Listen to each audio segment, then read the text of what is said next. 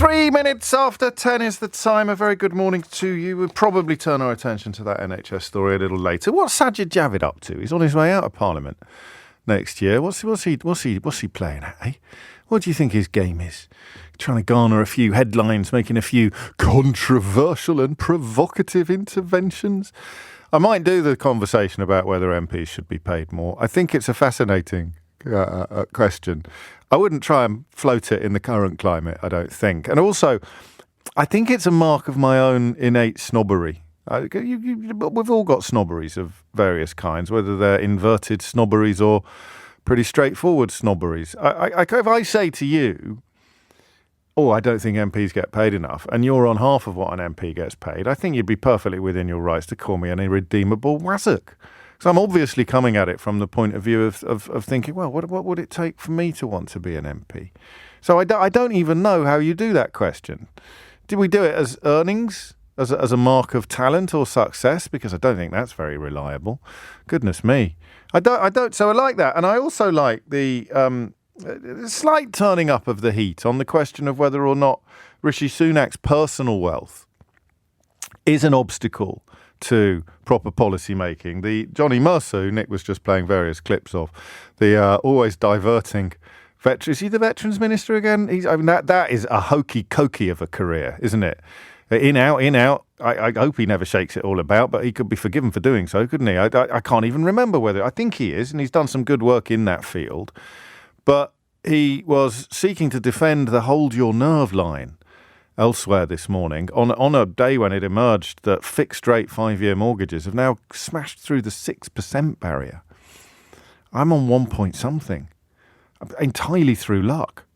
I'd love to give myself a little pat on the back for having been some sort of fiscal forecaster, but absolutely 108%. That's how bad my maths is. 108% luck on my. So I don't know, that hold your nerve line when you're looking at those sort of numbers is pretty scary.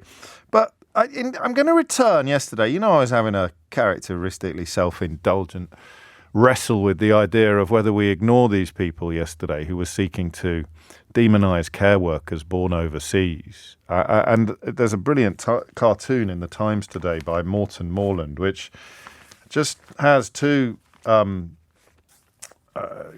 care workers essentially ministering to the needs of the residents in the home where they work, while a small crowd, or actually quite a large crowd, and Morton Morland, the cartoonist, has elected to portray them as a bit elderly and, shall we say, ruddy of hue.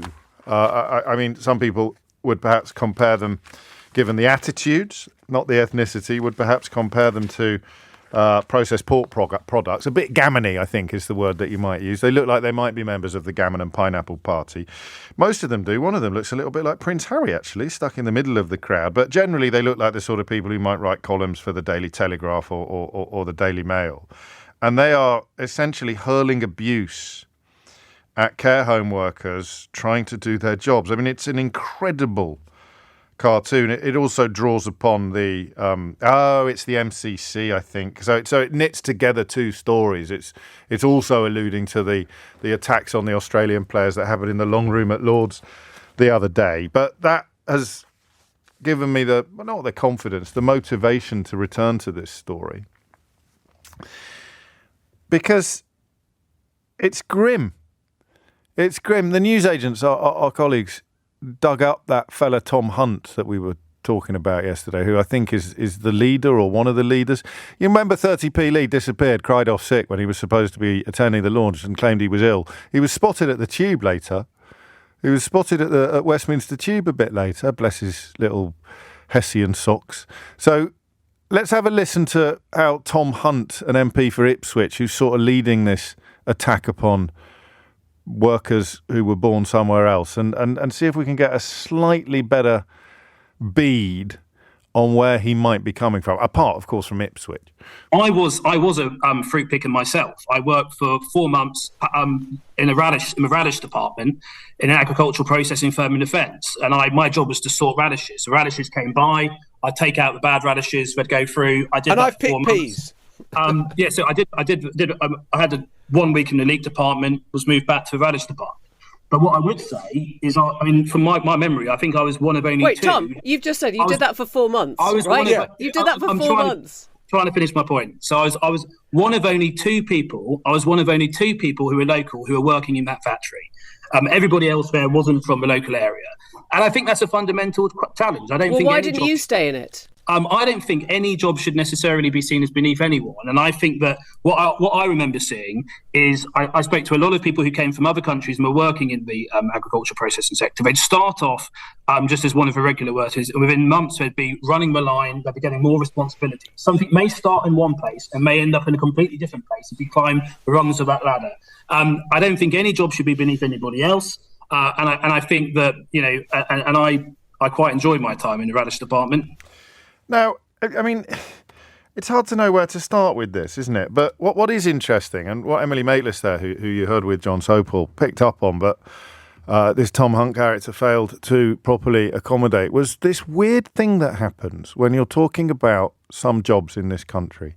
So yesterday it was care home workers. One of this crew has gone after graduates today. This Miriam Cates woman who seems to be bidding for the sort of Priti Patel, Suella Braverman territory, so beloved of Conservative Party members. She I think she's blaming, let's see what she's saying, too many people go to university. This is another comment from the 25 MPs launching themselves as the new Conservatives. I remember, let me get this right, because it's always other people's children that they're talking about, isn't it? I remember interviewing Joe Johnson a few years ago, and by the standards of the current crop, I think he's all right. It was a shame he accepted a peerage from his own brother after revealing that he wouldn't be able to serve in his own brother's government. That was odd, I felt, and a shame, really, because you look for reputational rehabilitation. But I remember interviewing him once about some wizard wheeze he'd had about tertiary education when he was an education minister. And I didn't think it was a zinger or a gotcha question, but I asked him whether he'd want his own children to go to the sort of institutions that he was talking about. And he looked as if I'd slapped him round the head with a kipper. It was as if the idea had never occurred to him, and he thought it was an outrageous question as well. He said so afterwards. It was, what's ridiculous? What? I thought it was really valid. So we're talking about other people's children often with these things, but we're also talking about other people. So I am going to tell you why I don't want to pick fruit for a living, all right? There are two main reasons. Three actually. My back and both of my knees, chiefly the left one. I wouldn't last 5 minutes. I'm at the stage now where if I do a little bit of light gardening, I have to call one of the children to help me get back up again.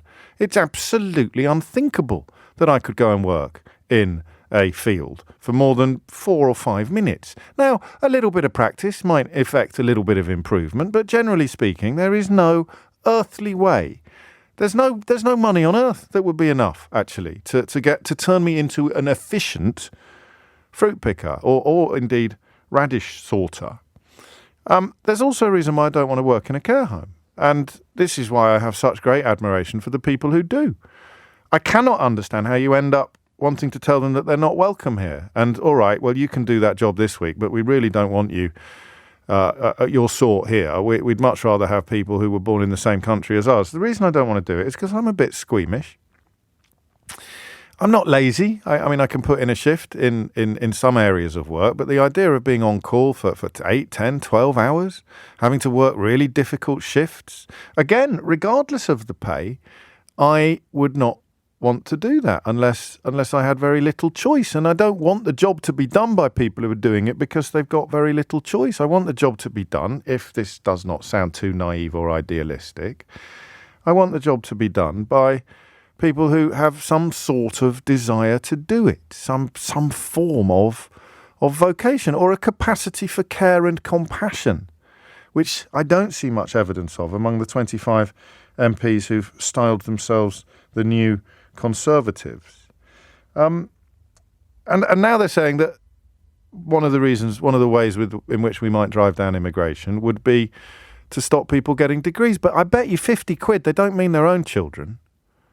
They mean yours. It's so bizarre, this mindset. It's almost feudal. It's genuinely, I think, it's the other side of cap doffing. These are deeply inadequate people who think that we should be doffing our caps to them, and yet they march around the place claiming that they're speaking up for ordinary people, or this mythical working class person who wants 30p Lee to defend his corner. I'm yet to come across anybody in that category.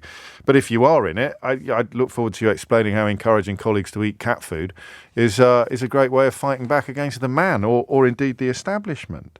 So, what are these jobs like? Can we do that? Would that work? And listen to this Tom Hunt fella talking about radishes. I just struggle to see the intellectual... That's the wrong word to use with these characters, isn't it? I struggle to see the logical progress from... I did it for 4 years, presumably as a student or as a young person, and by his own admission, it was down the road from where he lived. I did it as a local for 4 months when I was young. Therefore, all of the people there who were born overseas should be removed from the equation and replaced by people who don't currently want to do the job. Do you see what I mean? I want you to find the missing piece of the jigsaw for me. And we've got low unemployment in this country at the moment. So the sort of mythical generation of feckless layabouts doesn't actually work. The people that they're talking about are the so-called economically inactive, which is going to involve a heck of a lot of people who are off sick or who have taken retirement early or who've scaled down their commitments, who've just recalibrated their priorities. They are, I suspect, the very last people who are going to want to be drawn to the sort of back-breaking work that we're talking about here. There will be exceptions. We spoke to a magnificent woman yesterday, an example to us all, who had been drawn into the care sector by her experiences of having, I think it was her father-in-law, in a care home. And it had made her want to work in a care home near where she worked. Now, listen, if the country was full of people like that, we'd probably be in a much better state on all sorts of fronts. But it isn't. It isn't. And it's not even unskilled work. It's not even unskilled work. I think it's deeply skilled. There's a lot of things there I would struggle to do. I'm not very good at giving injections, if that would be part of the job. I get a little bit and I know you'd get better about that, but it's not normal, this conversation, which is why I think we're going to return to elements of it, okay?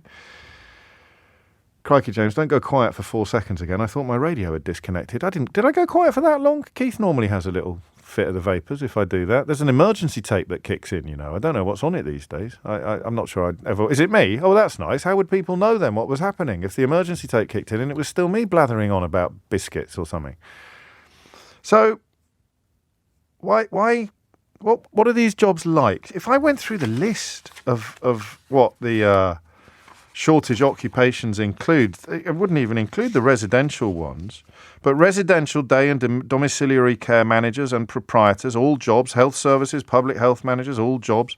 And there's loads and loads of jobs. I'll read you the whole list one day because it's kind of relevant to my old liberty of motion thesis, the thing that they're going to replace freedom of movement with, without sort of telling us. There's the list of exempted occupations, exempted sectors, the list of people eligible for either skilled worker visas or protected occupations will get so long that you might as well have everybody on it. But I want to turn it around today.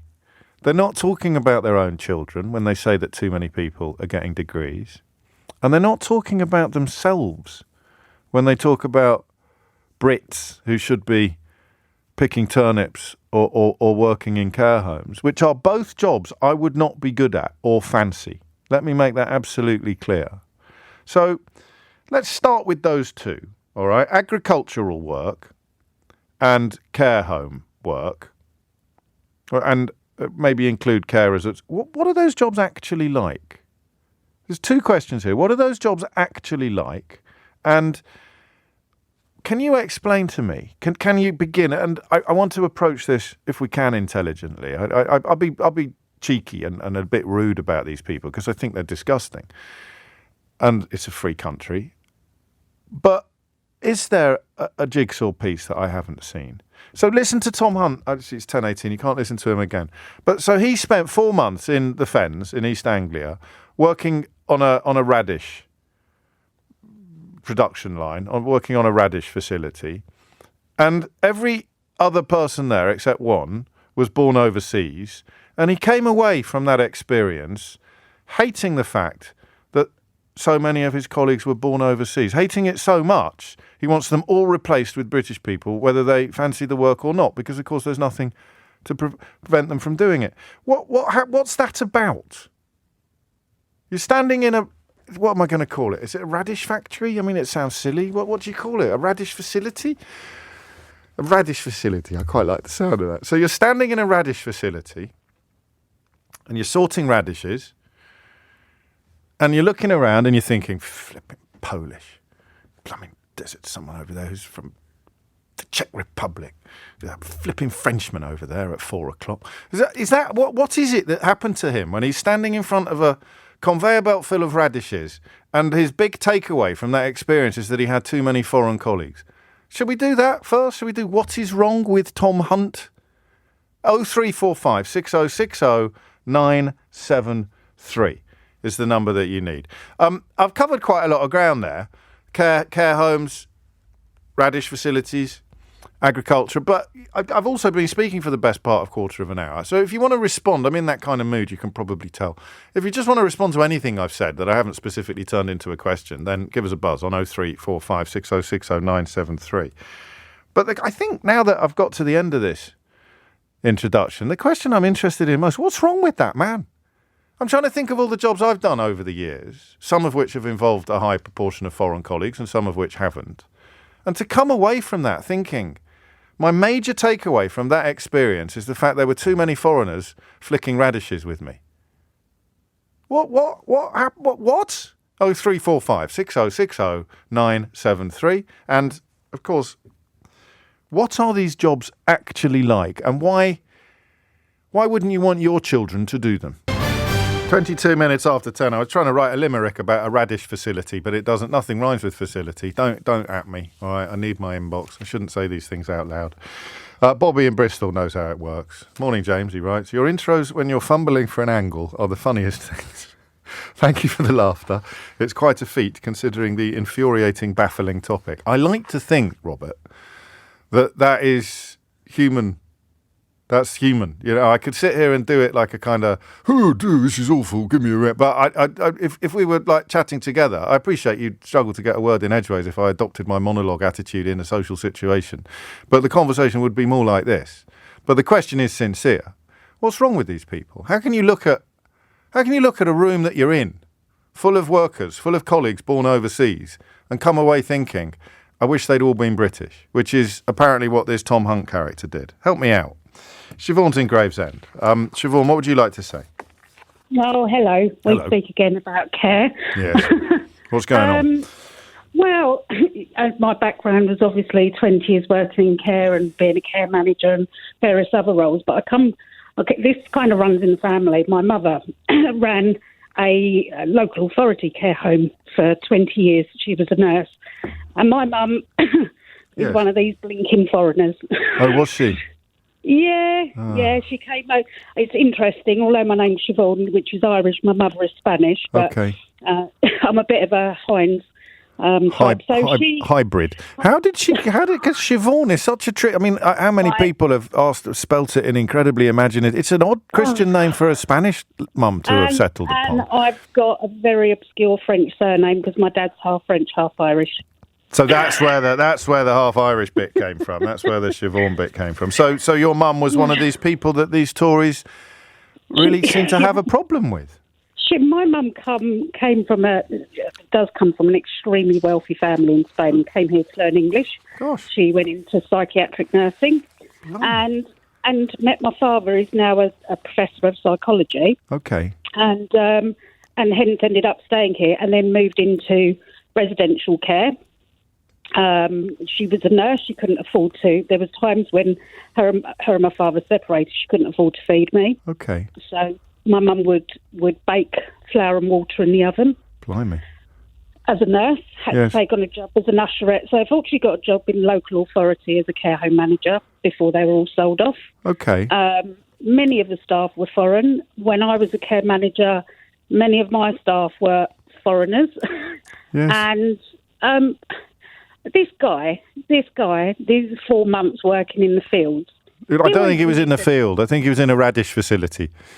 But he always knew that was going to be a temporary situation. That wasn't going to be his life day in, day out, and, you know, raising children and bringing home this pittance and doing what some of us care workers do and working 80 hours a week and until your knees give out and your back give out, and with with these incredible colleagues from all different places. And I would actually, I've met fantastic carers from all over the world. Yes. But I would embrace a carer from places like Poland and why Romania. Wouldn't you? I mean, like, why wouldn't you? Their work ethic is fantastic, as it is for people from all different places. And for you as well, and your mum. I mean, you know, okay, so why is there a preponderance of foreign-born people in these sectors? And that seems to be a statistically valid question, doesn't it? I don't want to use this phrase below us, but I do get the feeling that some British-born people do think that is a foreigner's job as much as is cleaning the toilets in Waterloo Station or picking radishes or, you know, and it's often a temporary means to an end to get into these jobs. And so the people complaining about the origins of the people doing the work would never dream of doing the work themselves, except perhaps for 4 months as a student. But of course not. But they think that other people and other people's children should be doing the work. I think the immigration story is one of ladders and steps, isn't it? Ideally, I know it doesn't always work like that, but I mean, I've actually had 5 Ukrainian refugees living here. 5 for the last year. Altogether 5. I've had various. I see. None of them connected to each other. I see. Crikey, how's that worked out for you? It's been so stressful. I'm sure. Only because, and not because of their character. 3 have gone on and got their own flats, and one had a job within 12 days at Lidl. Got a bit of a barrage of abuse about that on the Nextdoor app when I asked for someone to donate a bike about she's nicking our jobs, and I said the job that Lidl had been posting for 8 months. An 8-month-old vacancy taken by a Ukrainian refugee. God, you've got to love social media, haven't you? You know, radio phonings used to be like that till we came along, Siobhan. Seriously, you couldn't make it up, could you? That's the difficult. No, we've covered a lot of ground. That difficult bit of the conversation is what you've just described, isn't it? It's the perceived status of some, not all, of this work, and that is what I mean by the immigrant journey, in that you come to a new country prepared to do anything in order to rise up and to see your children rise up, and yet if you were born here, you don't feel. So the people, to use your phrase, cleaning the toilets in Waterloo Station, would not want their children to be doing that job 20 years later, I don't think. Well, do you know what? I mean, I've got 3 children, and they all clean toilets in Waterloo Station. Well, they're quite diverse, actually. I came out of a serious domestic abuse marriage. Oh, I'm sorry. And for a long time this went on, and my son's father committed suicide. So I've had it hard, but I brought my 3 children up on my own. And my son has a physics degree. My youngest daughter is currently at Greenwich University, and my other daughter took on work as a carer for me when she was 18. Gosh. And I was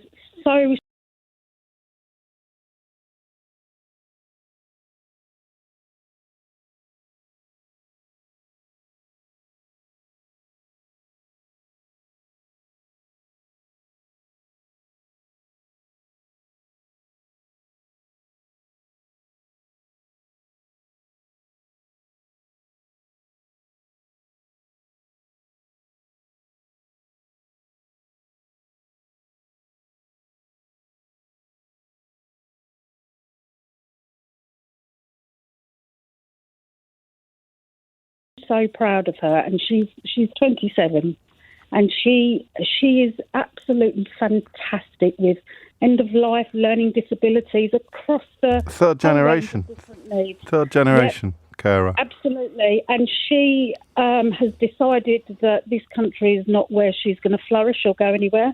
So breaks my heart to say this, but in other ways makes my heart sing. 3 weeks ago, her and her husband emigrated to Canada, and she's training to be a nurse. And out of my 3 children, the other 2 stepped straight into uni, and it was all fantastic, and single mother, and she's the one I'm the most proud of. I hear you. Well, what's a story, Siobhan? We got there in the end. Thank you. Take care. The idea that these Tories are calling for more British people to do the kind of work that she does, after 13 years in charge, she's leaving the country to go and do that similar work, albeit with more qualifications, over in Canada. I think that sums up something. I can't quite put into words what it sums up, but it might involve the word radish. 10:30 is the time. Thomas Watts is here with your headlines. I think it's landing, and I think that we have a responsibility to push back against it. It's currently, I think, the third priority among voters, immigration, but it's such a ludicrously broad word. And, of course, even people who tell you that they're deeply concerned about immigration will tell you in the next breath, if you happen to have been born overseas, that they don't mean you. It's not you that they're concerned about. It's them over there, which is why this intervention yesterday from Gullis and his mates was so intriguing. Because they weren't doing the usual trick of unspecified other, you over there, not those ones, but the other one, those there. They were quite specific, particularly about people who work in care homes and people who work in agriculture. The second category being particularly stupid because it's not full-time work. It is by definition seasonal. So if you're looking for a, quote, career, end quotes, then radishes are unlikely to prove fruitful or even vegetable-full. Just a quick word to Mark in Edinburgh, who misheard me. He says, what do you mean they salt radishes? They don't, do they? I've just discovered I have high blood pressure and I love radishes. I said sort. Well, it's probably my accent. I said sort. He was sorting radishes, not salting radishes. Although, as it happens, a French radish with just a little, you shouldn't do this with your blood pressure, but for other people, just a little bit of really good sea salt. A French radish with a little bit of sea salt. And of course, what you can do is you nibble a bit of the radish so you've got a moist bottom, and you dip the moist bottom into the salt crystals. And that is absolutely delicious. You can even butter radishes, It's like the posh equivalent of buttering parsnips. 10:36 is the time. Charlie's in Coventry to steer us back to sanity. Charlie, what would you like to say? So I'm a bit hungry now, to be honest. Well, you need a lot of radishes to fill you up, I'll tell you that for nothing. Back to care homes and stuff. I worked in one for a year and a half. Yes.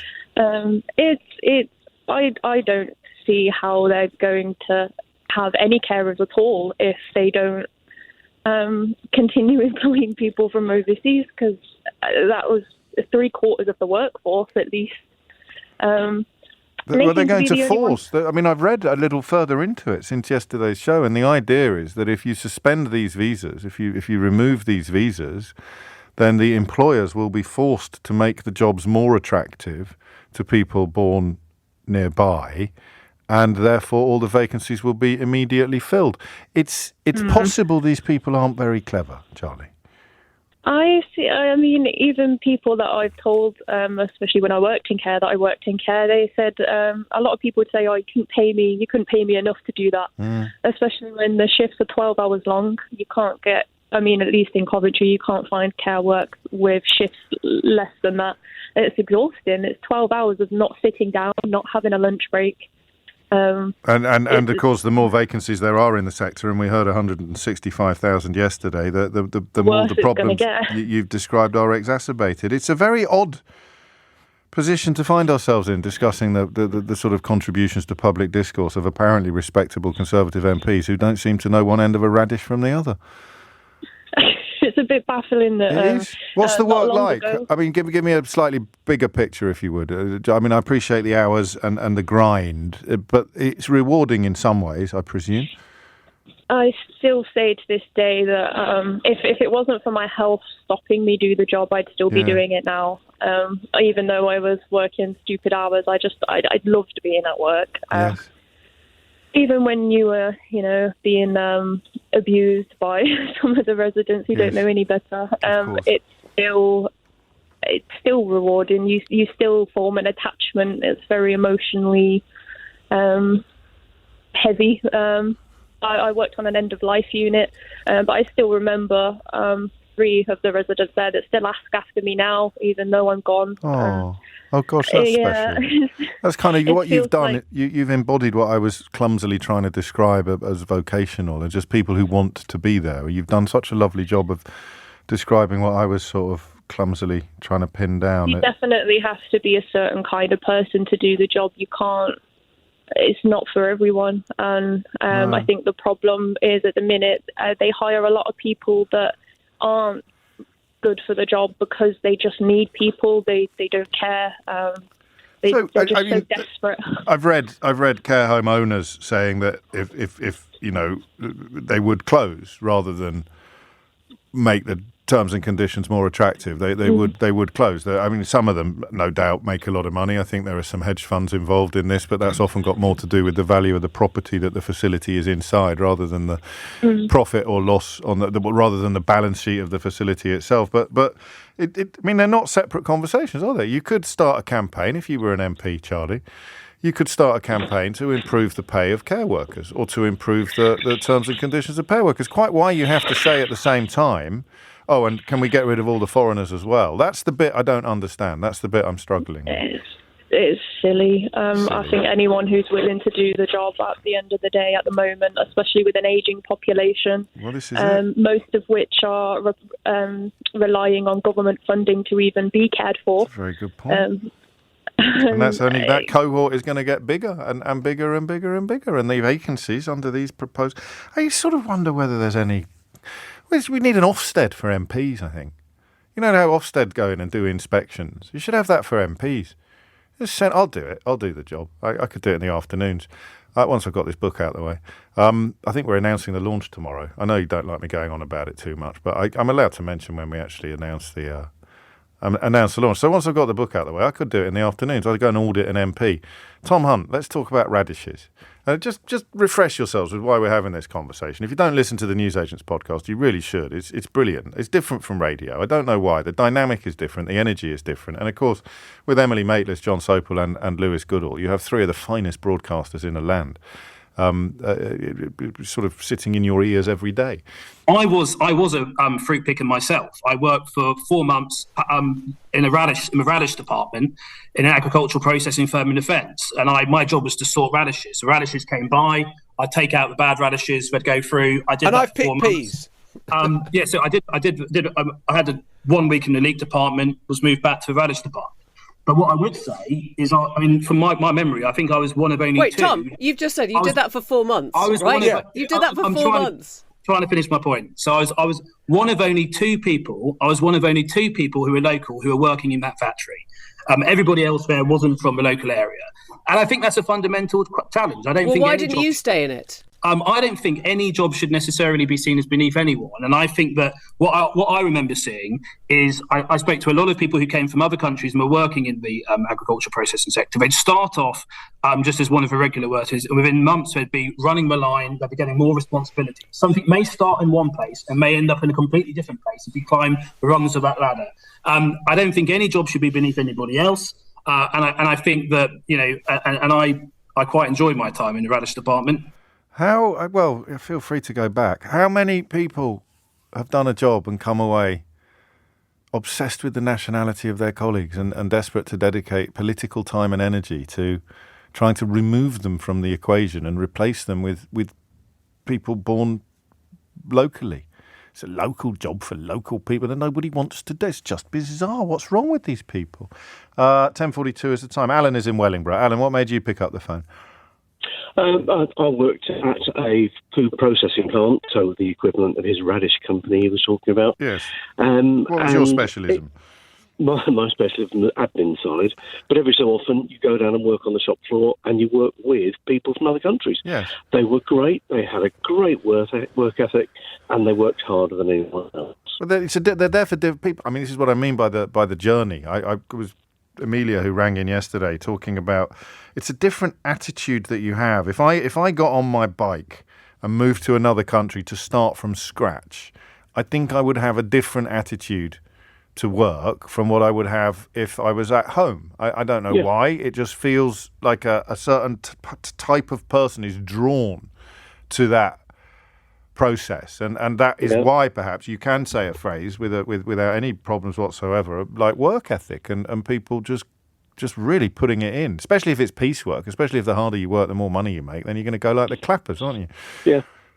So what's wrong with this fella who did a similar job to you, in a similar environment to you, with a similarly diverse workforce to you, and he's come away and decided that now he's an MP, he wants to get rid of all the foreigners? What's wrong with him? I don't understand it. He talked about the workers starting in one area, moving up line, becoming line leaders. Yeah, that's exactly what happens. And that's because they work hard. And they're good at it, and they get better. Yes. And they move up the ladder. And it's the way it should be. Of course it is. Of course it is. Maybe we won't get a proper answer. There's a word, isn't it? The R word is bubbling under this conversation as it bubbles under so many conversations about a particular type of Tory MP. But if you have a problem with somebody solely because they were born somewhere else, then you're going to have to reach for that word at some point, I think, Alan. And it certainly sounds like it is that. He's a bit of a radish, isn't he? That's pathetic. It's coming up to 11:15. You're listening to James O'Brien on LBC. Don't be such a radishist, honestly. It's so 1970s. Tonight with Andrew Marr from 6 p.m. only on LBC. Rishi Sunak has made Stop the Boats central to his 5-point plan for the country, and so far, not very much has dramatically cut the numbers of people crossing the channel. So, the threat of being sent to Rwanda seems central to his hopes of redeeming that pledge of stopping the boats. But for some on the right, the combination of unelected peers and judges preventing this policy from going ahead is not an embarrassment, it's a golden opportunity. Rather than admit failure on the boats policy ahead of an election, the government can now simply blame lefty liberal lawyers, the metropolitan elite, the blob, for frustrating the will of the people. Tonight with Andrew Marr from 6 p.m. Listen on your radio and on Global Player. LBC. 10:48 is the time.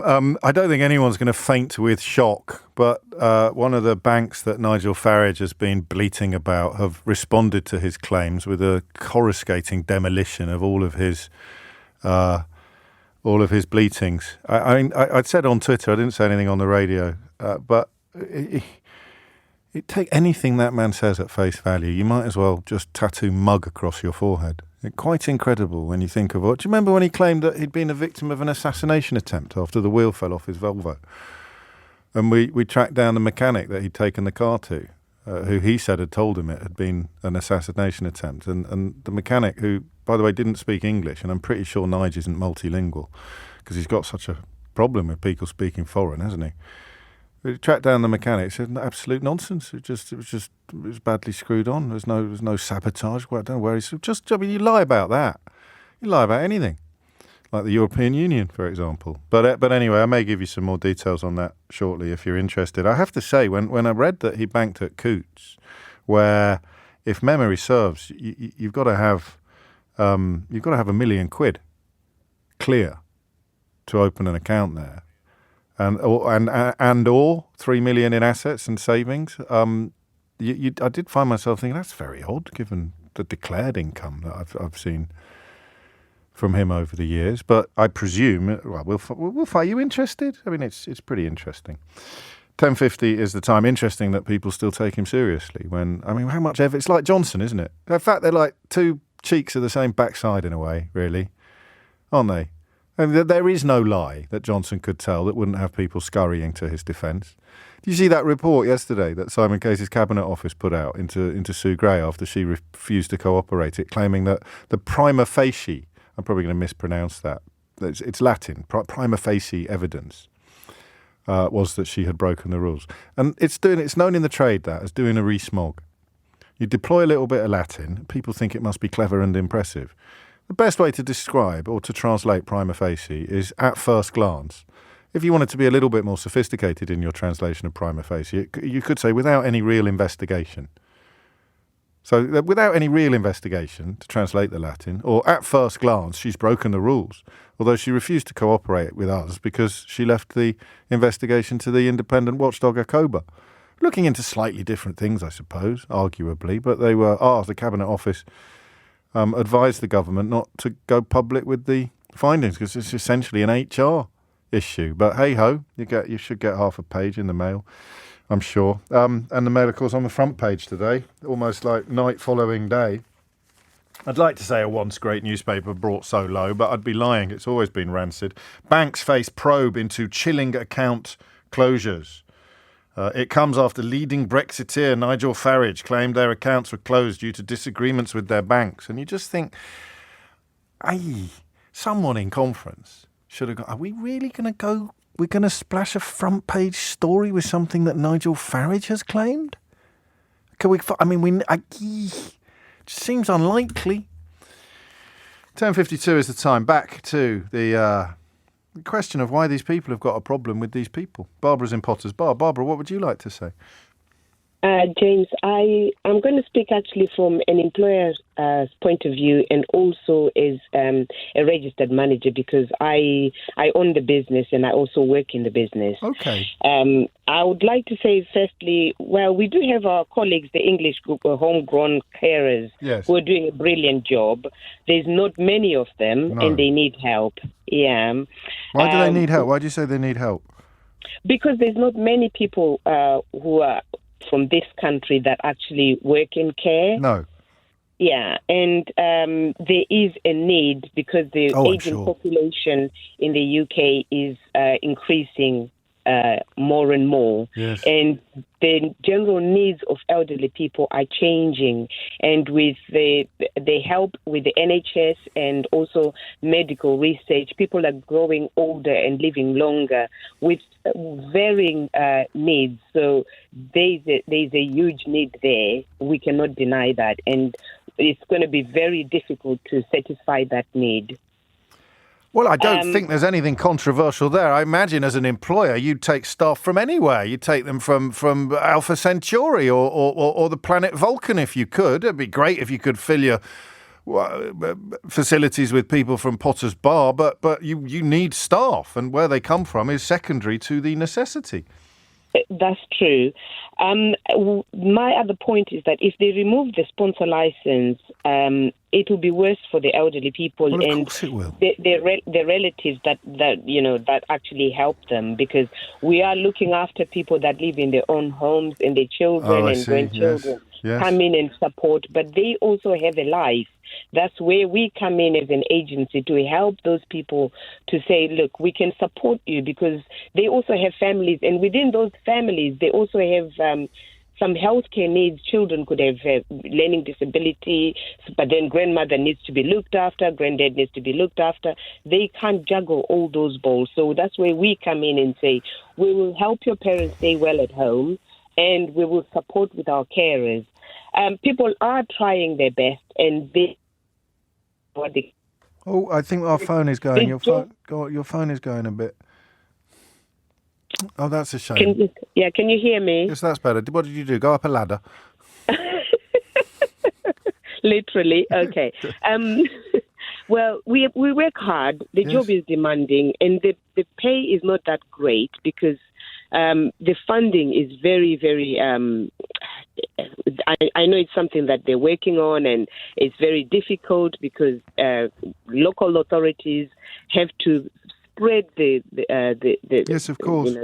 And they're two separate conversations. We could say we must improve the pay in care homes, or for carers if they're working in domestic settings. We must improve the pay. We must do something, but that doesn't involve telling people born elsewhere that they should all be somewhere else. They're not welcome here. How does that land with you, looking at your own background and the background of some of your staff? This political narrative coming from some of the stupidest people ever to be allowed into Parliament, that we need to get rid of people like you.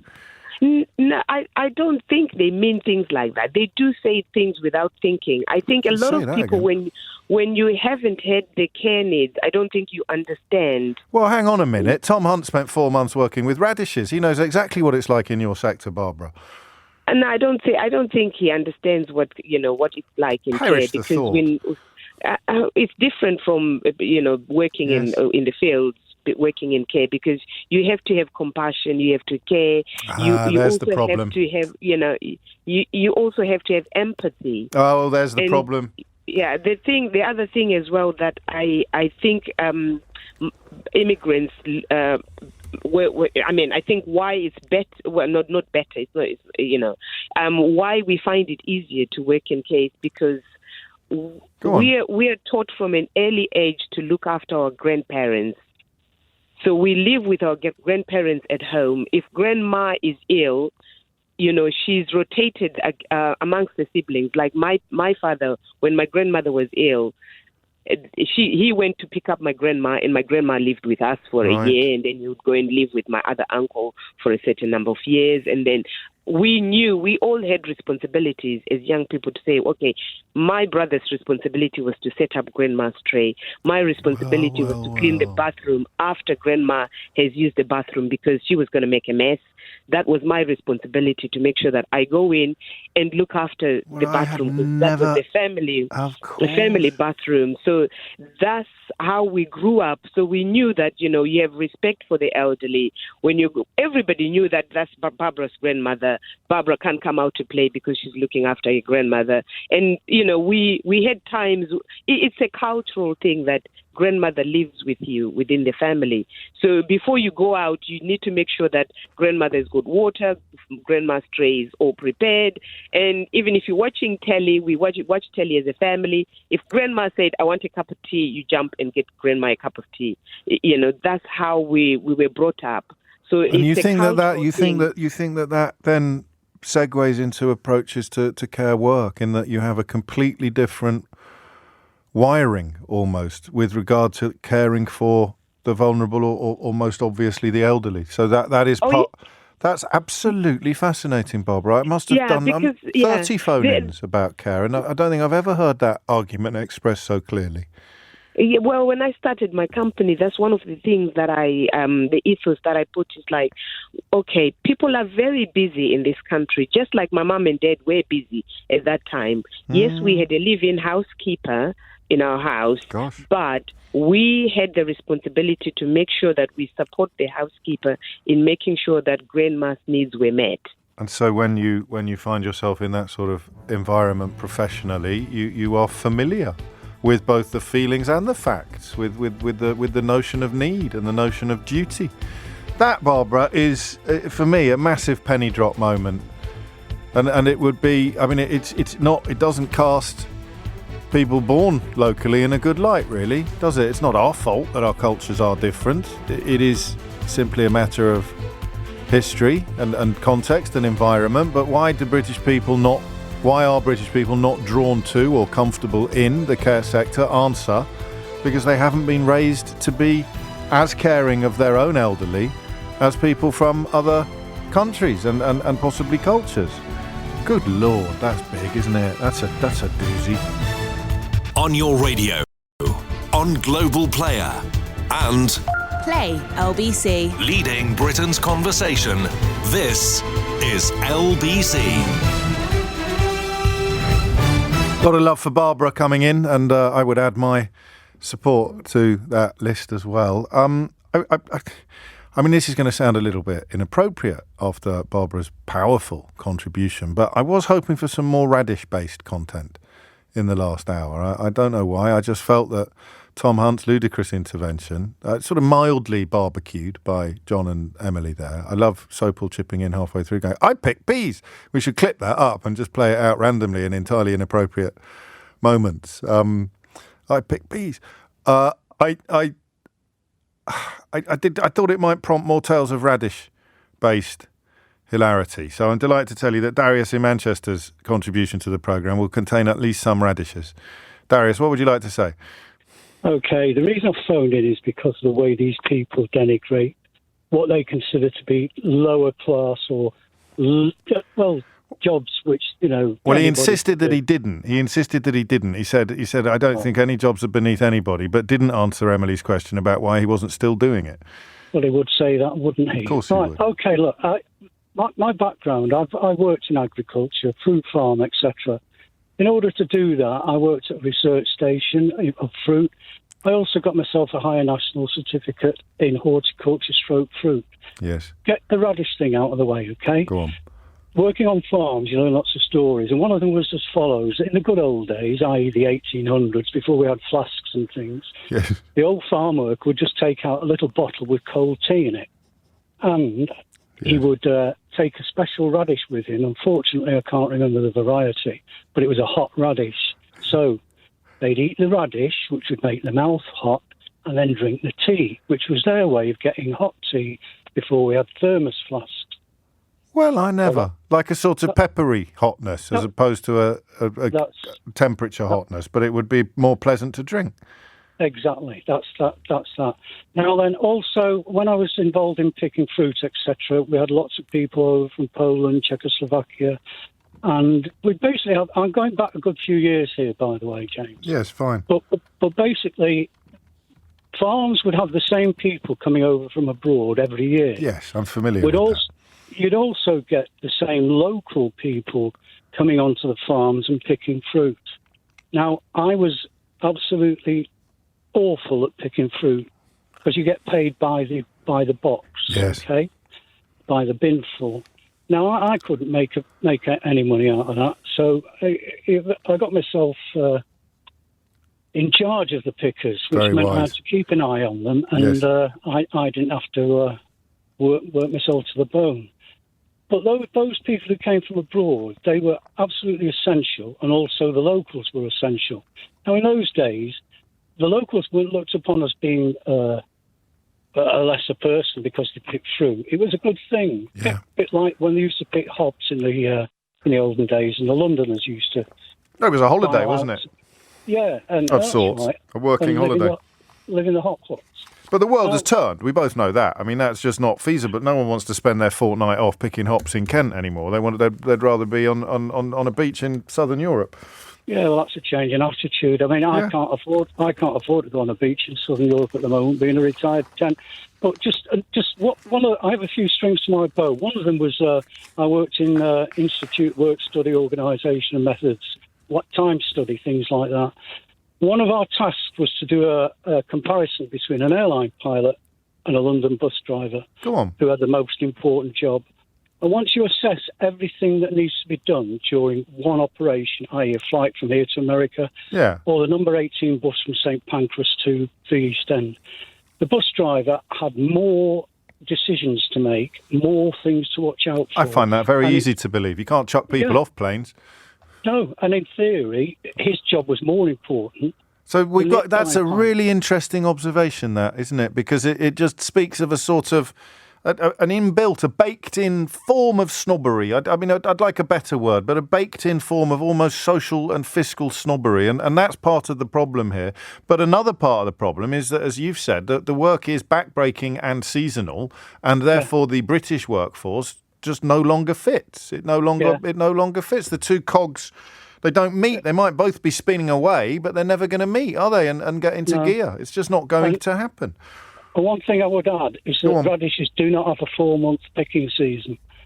What is the picking season for radishes? Well, it's when they grow. They don't grow in the autumn, or they don't grow throughout the winter. Whereas, roughly how long is the season though? For radishes, a couple of weeks. Are you serious? So if you're buying radishes all year round, they're almost certainly coming from overseas? Exactly. So see, this is why I can't believe Mateless and Soap will get away with this sort of amateurism. Any decent journalist then, Darius, would have been on them like a rat up a drain pipe. What do you mean you worked on the radishes for 4 months? There's only a 2-week picking season, you complete fraudster, they would have said. They're supposed to be good at this, interviewing lark. When you think of the tons of apples that get picked in the UK, yes, and then they are... obviously, some are sent straight off to the supermarkets, which cut the prices time and time again. But other apples then are put in storage, so everything has to be stored, i.e. graded, etc. And that doesn't take 4 months to do that. Well, maybe he's been maybe he's been radishalised. Yeah, you got it. Thank you, Darren. That's all. I've got a crack on. You take care as well. I enjoyed listening to you. I hope I get to listen to some more of your stories and insights in the future, Darius, because as you say, you clearly have an awful lot of strings to your bows.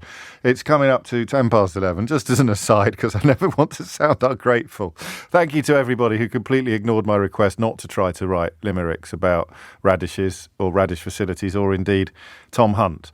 You won't be surprised to learn that rhyming slang played quite a large part in quite a lot of your contributions, which are obviously not suitable. Well, they're not very good either, but there's no scansion at all, honestly. It's got to be a tumty-tum. And also my thanks to everybody from whom I just nicked that radicalised joke, which I frankly should have spotted earlier. It's 10 minutes after 11. What do you want to do next? Because we get 75th anniversary of the NHS tomorrow, which means we'll be going all in on that. It kind of dissuades me slightly from looking at the story today about the medics warning that that they genuinely believe ministers want to destroy the NHS. Or, on the other hand, is that the perfect day on which to do it? We'll be celebrating the NHS tomorrow, and today we can remind ourselves that it is, in the view of many medics, under mortal threat. But I think, let's do that. It's important, right? It's a really important story, that. You've got to bear that in mind sometimes. So the most doctors think ministers want to destroy the NHS. This is according to Professor Philip Banfield, who is head of the British Medical Association, and warns ahead of the 75th anniversary tomorrow that he's not sure it will survive until its 80th.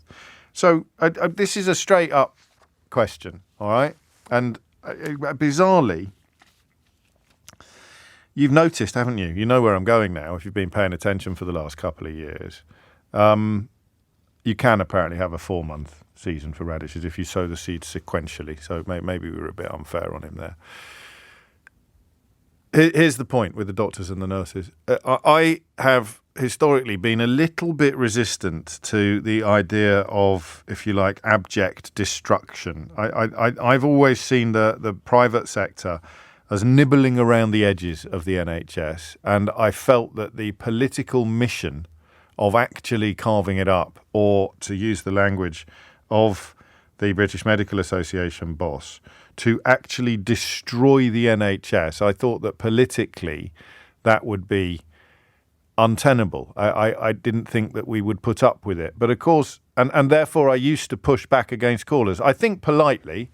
I think I would be, I hope I was polite, but I think, and I'm very familiar with the Noam Chomsky quote about the standard technique of privatisation. Defund, make sure things don't work, people get angry, you hand it over to private capital. Listen, I think I went in stages, didn't I? Has anyone been paying attention? I think I went in stages. I think a few years ago I was all over Noam Chomsky and that line about privatisation and warning that was exactly what they were hoping to do to the NHS. And then oddly, I had more to do with the NHS for a period a few years ago than I had ever had before in my life, from a variety of perspectives, none of them very nice. But my experiences were almost uniformly positive. And I think from within the NHS as a patient, I think that I got a little bit hypnotised. I think I became much more sceptical about the notion of any political mission being designed to actually destroy it. Probably because I wanted to. I think I got emotional about something that should be intellectual.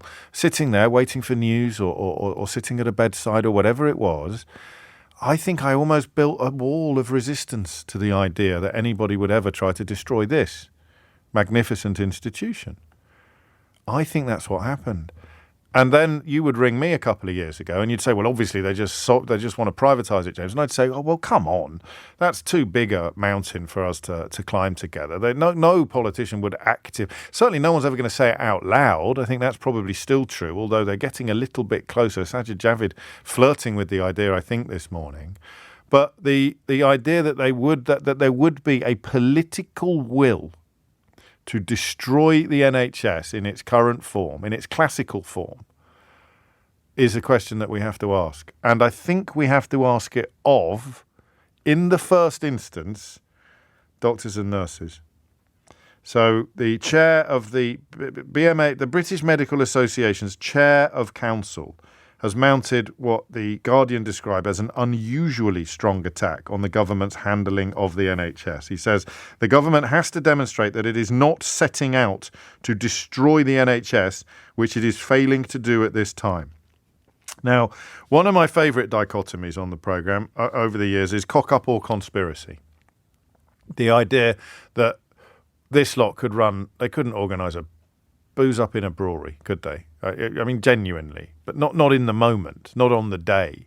But the slow seeping, facilitated by media and lobby groups masquerading as think tanks, the idea that they could slowly seed the idea that the NHS can't be sustained in its current form. Javid literally saying this morning, privately, the Tories and Labour agree that the NHS can't be sustained in its current form. Seeding that idea, laying the groundwork for the possible dismantling of the National Health Service, that doesn't impinge upon the abject incompetence of the people currently in power. That is a project that is going on behind the scenes and beneath the scenes and in the wings and in the gods, not on the stage. No one walks onto the stage and says, we want to destroy the NHS.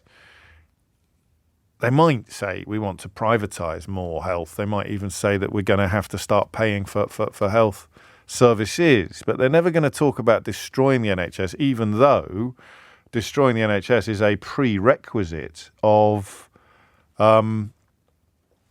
privatising more of it. That's the warning coming today from Professor Philip Banfield. So I just want to know whether you agree, and then obviously if you do, I want to know why, and if you don't, I would like you to tell me why not. So let us begin with this question. Do you think ministers want to destroy the NHS? Speaking as an NHS worker, 0345 6060 973. And then we'll get into the whys and the wherefores and the why nots and the withers. All right? Do you, as an NHS worker, I can't make that clear enough, do you, as an NHS worker, seeing what you see, end up where Professor Philip Banfield has ended up, with a pretty clear conviction that ministers are seeking to destroy the NHS? There is no other explanation that would account for the mistreatment of staff and the starving of cash. Ministers want it to fail. Agree or disagree? And I'm hoping that we'll get balance. I can't control what happens now. The switchboard is a law unto itself. I will be very sad if we get an avalanche of calls from medics, medical professionals, healthcare professionals telling me that they agree with Professor Philip Banfield. But on the other hand, if you are minded to ring in and say that, I think it's very important that you do. So unless you're actually conducting surgery at the moment, I want you to stop whatever you're doing, give me a call and answer this question. Do you believe that ministers want to destroy the NHS? 0345 6060 973. It's 11:17. Time. You're listening to James O'Brien on LBC, where we are asking one of the most important questions we will ever ask. We've asked it before in terms, perhaps not quite as clearly as this, because I don't remember somebody as august as the chair of council at the British Medical Association putting it in such stark terms. Most doctors think ministers want to destroy the NHS, according to the boss of the British Medical Association. Do you, as a doctor or a nurse or a healthcare professional, do you agree? Sarah is in Wembley. Sarah, what do you think? Oh, hello, James. I feel I've got to say, first-time caller, treat me nicely. Of course I will. Well, you're a doctor. So I'm a doctor in the NHS. Well, as long as you promise to treat me nicely. Ba-bum! Very good. Thank you. Carry on. So I'm a consultant-level doctor in the NHS. Okay. There is absolutely no question that we have been aware that the privatisation of the NHS has been going on for many, many years. It's totally changed from 20 years ago, when it was even 20. Very much everything was done by the NHS in the NHS, and very slowly but very visibly things have been put out to tender and been given to private companies and profit-making companies, including fighting back for contracts to be held within the NHS. Cool. And when Jeremy Hunt was Health Secretary, his book talks solely about how we want to privatise the NHS and how that would work and how that should be accomplished. I totally agree that virtually all people, I doubt you'll get many callers saying otherwise. I hope I get a few, but we'll see. I mean, it's a slightly self-selecting sample as well. I'm not sure. Is there ever, Sarah, because it wasn't just under the Tories, I don't think, that this happened. You said 20 years for a start, so that would involve Tony Blair's government. I think with the Tony Blair's government, the PFI initiative, initiatives were the ones that really began that process. They were very clear, generally about building and the infrastructure rather than the intimate patient care details. But that left a legacy of debt. Well, it was, to be generous, you could describe it almost as mortgaging, couldn't you? You could say, well, listen, if we pay them back with interest, then every year we're paying back a relatively modest amount rather than having to find the whole lot in the first place. So, I mean, it's very flawed PFI, but it's not a desperate attempt to funnel funds from public pot to friends and cronies in the way that we saw during the PPE scandals and that kind of thing. But the other bit that interests me is you look at a massive organisation like the NHS, and there might be a case for putting some of it into private hands because it would be more efficient. You know, if I can't think of a really good example, but something that doesn't get used very often. If you're private sector and you're, do you see what I mean? You're sort of. I think, but only up to a point. Yeah, my argument would be the NHS is massive. That has the buying power within the service itself. It's always going to. There are very few things that we need to truly seek out private or individual. Only the things that are used once in a move, and they're very, very specific. But that doesn't really impact on the concept of the NHS or how it works. We are currently having our core services privatised, and that may be lots of radiology scans, so MRI scans are done by private sectors who make profit. Yeah. Community services, a lot of community services have been, so the district nurses and the podiatrists and all those other allied services have been put out to tender and taken over by profit-making companies. There is absolutely no reason why a private profit-making company can do things better than the NHS. No. We have the skills, we have the staff, we have the expertise. Possibly there is some infrastructure change in that, and I don't think anyone within the NHS thinks there isn't need to improve and of course. Innovate. Yes. But we need that to all be within our control, within our house. It is cheaper to provide it through a central NHS than it is to provide it privately. That profit can be put back in. Then we come to the ideology, don't we? So I always think of allotments for some reason. I always because some people drive past allotments and think, "Oh, that's wonderful, isn't it? That's what a beautiful adornment to a community that is, and people can get at." Other people drive past allotments and think, "Why the hell aren't there flats there, and why haven't I built them?" So the NHS, I think, is like an allotment. Either you look at it and think, "Wow, that's beautiful," or you look at it and think, "Look at all that money and none of it, or nowhere near enough of it, is being sliced off the top by people like me." No. And the difference with that, though, is when you suddenly need to grow some vegetables because you've got nothing else. Radishes. You absolutely want the radishes, yeah. You absolutely need the allotment, and your opinion changes. So unless you're rich enough or invested enough into private care, you will one day need that little allotment, and your view will change. And that's Joni Mitchell territory. You don't know what you've got till it's gone. 1946, exactly. One of my correspondents lost his Uncle Alex because his grandma didn't have he was 5 years old and his grandma didn't have the money for a doctor. Yeah, and we never want to get back to that. We had positive... We had years ago, we were the best health service across the world on multiple different ways of measuring it. That is what's gone off of the last 10, Well, 2010, patient satisfaction was the highest it's ever been. So it can't be a coincidence, can it? It can't be mere incompetence and mere cock-up. There has to be conspiracy here as well. Well, yes, I agree with that, certainly. Thank you, Sarah. Is it reversible? I mean, yes, it is? Absolutely. We've got to have a health service in this country. Yes. The narrative of the NHS is broken is there to solely change it into a private health service, or to at least a part. We're back to Chomsky. Partly. Yes. Yes, exactly. And so it has to be, there's going to be a health service. It should be the NHS rather than a privatised, insurance-based other alternative. And that's how it creeps in. That's how they start talking about it. Oddly enough, I think Farage has used the phrase insurance-based health services in the past, along with various other sort of very, very right-wing individuals. And you don't have to be Karl Marx to know what's going on. It is literally an absolute resentment of the fact that people who pay a lot of tax will see some of it go to looking after people who don't earn as much as them. And it is the entire political project in many ways in this country of the sort of media, think tank, government triangle. It is, the more you look at it, the more absurd it is that it's all in absolutely plain sight. Quite incredible. 27 minutes after 11 is the time. Thank you, Sarah. Peter's in Leeds. Peter, what do you think? Right, I've been a doctor for 47 years and 5 days. I can prove it. I'd take your word for it. You don't have to prove it to me. What was top of the charts on your first day as a doctor? I can't tell you. I know what played. 2 years afterwards, they were still playing Greece, and that was good. There we go. Right, I've got 4 points. Go on, you'll have to be quick. When I get through to the 4th, yeah, they escalate in severity. Right? Yes. Right. The Tories want to privatise the health service. It is quite obvious to somebody inside who's still working, basically, just only a few sessions a week, right, that they are.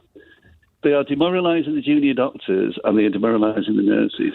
The one thing that the Tory press and the Tories don't mention about junior doctors earning £14 an hour is because they have pulled out of funding a lot of postgraduate education. To get from junior doctor to middle grade junior doctor, you have to get a diploma. To get the diploma, you have to pay exam fees. Minimum £2,000 a year. So everywhere, it's like bacon slicing. Everywhere, they're taking money. So basically, yeah. So the junior doctor, of course, I paid the £40 parking ticket. Sure. And then, right, now the next one is the big one. Well, hurry up, because it's the news. Right, Barclay told GPs he couldn't fund annual health checks at a higher rate in the general practice. Barclay, who said that all GPs should see patients, has employed a company, which I can name because it's called Kanos, which is actually published its deeds, whose CEO earns £650,000, which is 6 times more than even I'm going to have to hurry you up slightly, Peter. Right. I thought and doctors he employed them to do the annual checks virtually. Right. Okay. Right? I can. GPs can't have the funding, but Kanos can. Yeah, I hear you, and the mounting evidence that this is not sort of what would you call it? Accidental, coincidental, incremental. It is deliberate, and that is where we began with Professor Banfield saying that they are trying to destroy the NHS. I mean, the language is important. Privatised, doesn't it sound as terrifying to some people as destroy the NHS? And if you're one of those people, I've got 2 words for you. Waterworks. Actually, is that one word? How many words is... I should check this stuff, honestly. Thank you, Peter. I'm sorry I had to hurry you, but Thomas Watts is here now with the headline. Crikey, Labour getting their finger out a bit now. Quite a lot of policy pronouncements. Education this week, some movement on health. It's still, of course, open to the accusation of flip-flopping, although there's always that apocryphal quote from usually John Maynard Keynes, I think people claim, although I think it's one of those quotes that actually the more you look into it, the harder it is to pin down proof that it actually happened. So when the facts change, sir, I change my mind. What do you do? It was Edward de Bono, shortly before he founded U2, who famously observed, of course, that... so he came pretty close to saying that there's no point having a mind if you never change it, which, of course, was the first line of my last book, but Edward de Bono got there first. Bono? Is it Bono or Bono? Keith? Edward de Bono, the famous philosopher? Is it Bono or Bono? Yes, it is. The Joshua Tree being his finest work, I think we can all agree. David's in Southampton. What do you reckon, David? Is it in danger of destruction, the NHS? So I'm a first-time caller, James. Hello. Welcome. Hello. So I'm a registered nurse, and I wanted to link with your Dr. Sarah a couple of callers back, and yes. she captured it really well. I think she got the PFI going through the 90s. One of the things that I noticed for our profession particularly was the abolition of the nursing bursary, that's the student nursing bursary, which amounted to about £500 a month stipend for training nurses in full-time training with the NHS. And from there, basically, recruitment dropped off a cliff. So when we got to the COVID inquiry, just moving forward very quickly to sort of, a couple of weeks back, Rose Gallagher is her name, and she's the infection control lead for the Royal College of Nursing. Okay. And the stat she gave at the inquiry was that we went into the pandemic 50,000 nurses short. Jeez. And that's a number to think about.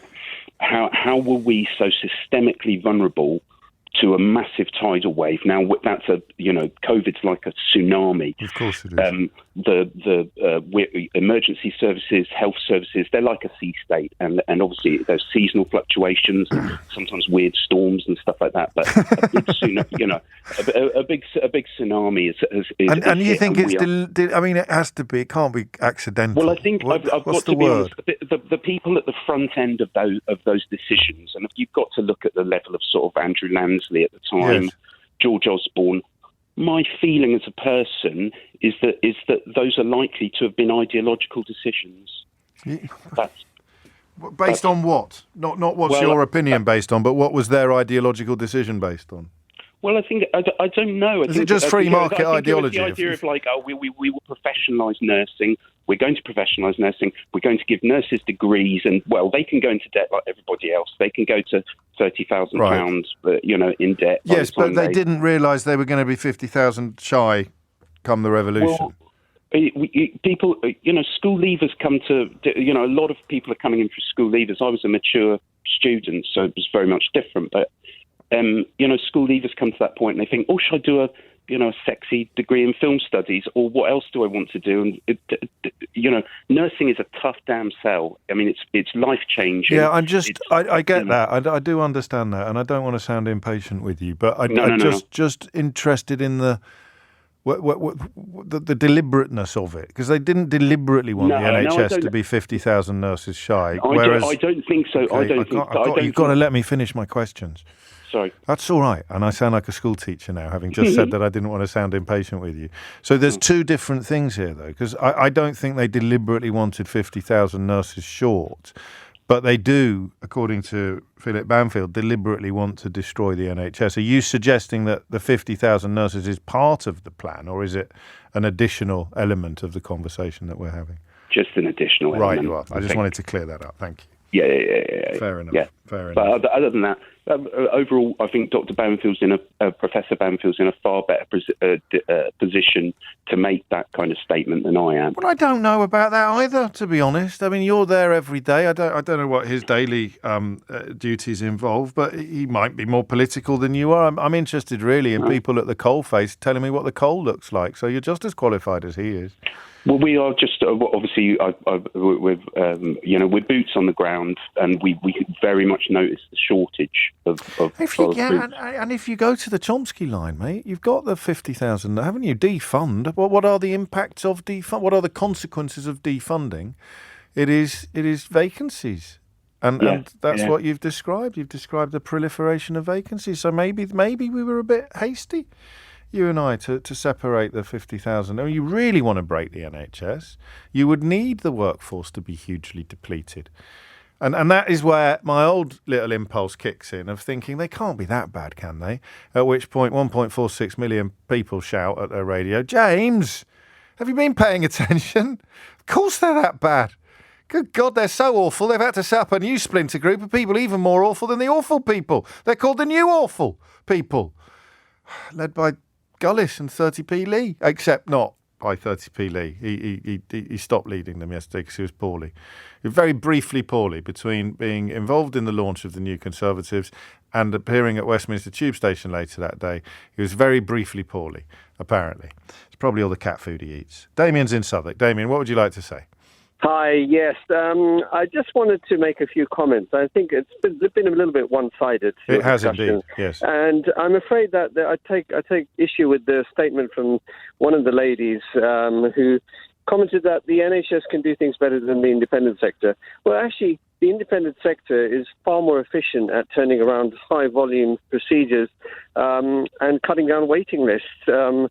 And has been exceptional in doing so and in reducing morbidity amongst patients. And I'm afraid that you cannot deny that actually having the motive to well, because there is less bureaucracy.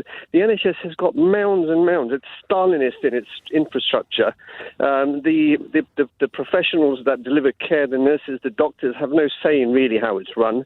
And I'm afraid that the management has a toxic culture that permeates and has been highlighted by many politicians, of which nothing has been done. Well, you don't have to keep apologising. Can you give me some examples examples. No, I want to examine some of what you've already said because it's very interesting. No, actually, the statement I'm making is about the efficiency of the independent sector. The question I'm asking is about the toxicity of management. I just want my listeners would like some more detail. That's well documented. It'd be easy to provide it then. I'm afraid if I go into that, then I'd be compromising their position. Such is the fear. Not if it's in the public. Not if it's in the public domain. Yeah, I'm afraid so, mate. I mean, this is the problem. You can't. You're not even. Here's how it works, mate. If it's in the public domain, you can tell me about it now. Yeah, I'm afraid that the whistleblowing legislation doesn't really work for doctors. I'm afraid, and hence this is. So you haven't got any evidence of toxicity in NHS management. Well, can you refer me to some of it then? There's widespread reports in the press, really. Well, can you just mention a couple of them to me so I can look them up? I'm afraid I can't right now. I'm actually so fearful of actually mentioning it to you. You're so fearful, so you're speaking to me under a false name, accusing the conversation of being one-sided, claiming that there's a proliferation of evidence to support your point in the public domain, and you can't mention any of it to me. No, I can't. Okay. I can't. What's your share portfolio mate? I think you've missed the point about the efficiency of the independent sector. Well, I'm interested in the toxicity of the public sector. That's not the point I've made to. Well, I'm afraid it was the first point you made. Well, I'm afraid the point I actually made was about the efficiency of the private sector. Okay, well, point me to the evidence for that then while we're here. Or or are you too scared of that as well? No, that's fast. I mean, you can just look at any companies that provide independent care, and the vast numbers that are actually turned over is there. Okay, go on then. It's in the public domain, Mr. LBC. Well, go on then. It's in there. Go on then. Give me some names. Give me some numbers. No, I'm not going to do that. I'm not prepared to have a debate with you. I'm just giving you an opinion. What do you think this programme is? It's obviously a programme for you to intimidate other people, isn't it? Interrogate. Questions. Yeah. So exactly. answer one before you go, mate. I'm not going to answer one before I go, there mate. It is, then. Thanks for calling. Peter's in Maidstone. Peter, what would you like to say? Hello, James. First-time caller. I'm a bit nervous. Don't be. I'm a pussycat. I just want every time that people talk about the NHS, coming from a business background historically, I look at the ridiculous amounts of waste and errors that my trust make. I'll give you a couple of examples. They changed the computer system, in the district nursing, which doesn't work for district nursing because it's an inbound computer system, so works great for people coming in, but not for the people already there. Yeah. Okay. This is what I was trying to touch on with Sarah. There must be areas of efficiency that could be improved, and it's not, I don't think, a massive betrayal of Anira in Bevan to suggest that maybe the improvements could be undertaken by outsiders rather than insiders, and therefore it would involve private sector involvement. Yeah. If it was managed by people with a business mind, I'll give you another example. We had laptops, which were fine when you're in a patient's home. That's great to run this new computer software on. Some of the nurses found it a bit clunky, so they bought 1,000 iPads. This was on the decision of one manager that used to be a nurse. Then they discovered that iPads wouldn't talk to the printer on the network, so they had to buy 1,000 hybrid computers. Right? So if I go out, but they bought them from the private sector.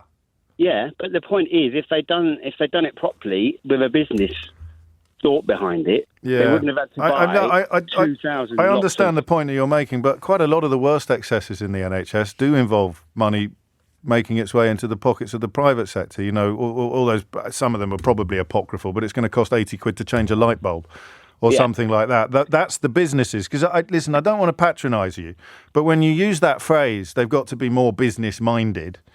Then most people hear business minded. As you use it, meaning more efficient. Mate, pay attention. Business-minded means we're going to rinse as much money as we possibly can out of every contract we've got. Just look at what happened with PPE. Look how business-minded Michelle Mone and her mates were. But that chap, do you remember that chap who went in to rescue the NHS years ago? No. I can't remember his name. He's dead now. He was a millionaire businessman, and he went John Harvey Jones, probably. Yeah, and he pointed out a few little things that they could change. Well, I'm sure there are lots of little things that he could change, but I am I'm allergic to lazy language. And when you use a phrase like business-minded as if that's a good thing, Peter, as if that's some sort of holy grail to which we should all achieve. You're completely overlooking how businesses behave. Do you know who's business-minded, Peter? The people running the water companies. They're business-minded, mate. So we need a little bit more of that. We need a little bit more of that in the NHS, do we? No, but if you had people from a business background... Why do you keep saying from a business background? The people running the water companies are all from a business background. Yeah, but they're putting people like nurses... People running the supermarkets are all from a business background. They're rinsing you every time you go in there. Buy a packet of crumpets. Way over the... You can't just keep using this lazy language like business-minded or business back. Which business do you think they should learn from, the NHS? Point me now at the business you think they should learn from. A business that runs budgets properly and things like that. Go on, name what? Petrol stations? They're having a right odd laugh at the moment at your expense. So where's the business that you think we need people with that background from? Well, you could bring in private sector medical people, couldn't you? You're just saying words now. What business should we be getting our NHS managers from because they've demonstrated an absolute commitment to keeping costs and profits down at the benefit of customers? But they would be on a wage. They wouldn't be business people. Do you know what I mean? Of course they would be. Flipping out. What do you think profits are? 11:47. This is LBC. LBC with James O'Brien. It's 10 minutes to 12 and you're listening to James O'Brien on LBC. It's nice that if I turn the temperature up a bit, the switchboard's already chock-a-blocker, but if I turn the temperature up a bit like that, it goes through the roof. I don't understand why. I don't know. Anyway, Henry Riley's here to talk us through a very interesting development in the chronicles of Nigel Farage. Yes, so this broke last week, essentially. Let me just run you through the claim, James, from Nigel Farage last week. He claimed that his bank accounts, Farage, had been closed. That's a habit I'm going to have to kick. Saying life in the UK was becoming completely unlivable. This because his bank account, which was an unnamed banking group at the time, we do think we have the name of that group today. Right. He'd been with that account since 1980, and he was told it was a commercial decision, the reason to essentially suspend his bank account. And he was obviously considering moving abroad because he said it was unlivable living here. Yes, I thought he'd already promised to move abroad if Brexit was a disaster. I think he had made that promise in the past. So why is he still here? We're not going to have to do a Farage watch, are we, alongside Dorries watch? And say, no, we're not. Dorries watch, Keith. Is anyone ever going to remind me about this very popular feature on the programme that has now been at least 6 days? Anyway, sorry, Henry, continue. That's all right. And the BBC today have got some new information with regards to this that does sort of shine a light onto the whole process. They believe and are reporting that Nigel Farage fell below the financial threshold to hold an account at the bank, which they name as Coots. You need £1 million to have a current account there and or 3 million quid in savings or assets. Or I think you can borrow £1 million, but you'd need to have 3 million quid's worth of assets to do so. You do need £3 million pounds worth of saving and £1 million in the bank. And of course, that is a very prestigious private bank. The BBC told, more importantly as well, James, with regards to this story, that Nigel Farage was actually offered an account, another bank subsequent to that. He was offered an account with NatWest, who of course own Coots. But he spent the best part of a week saying he can't get a bank account for love nor money. And I've seen it picked up by, frankly, some corners of the media that you'd expect to fall for his latest nonsense, but some people who should have known better. So with regards to this, it was Thursday that he was made the accusation that this had happened. Right. And we understand that the next day, on Friday, he was offered an account from NatWest. But you're quite right. Well, he's been bleating about it ever since. Throughout the weekend, he has been speaking about this particular issue. It's on the front page of the Daily Mail today. He has responded to the BBC's findings, actually, Is he denying that they offered him an account last Friday, despite the fact that half of Fleet Street's been following him around like a little lap dog ever since? He would not deny that. What he did say was that he was rejected by other banks. Who cares? He's got offered an account by the NatWest. He was offered, according to the BBC's reports, he was offered an account by NatWest. But which he's not denying. He's not denying that, but he is saying that Coots in particular obviously withdrew his account. NatWest, which owns Coots, has offered him a subsequent account, but he was saying he still maintains that it's this issue that he is a PEP, which is a politically exposed person.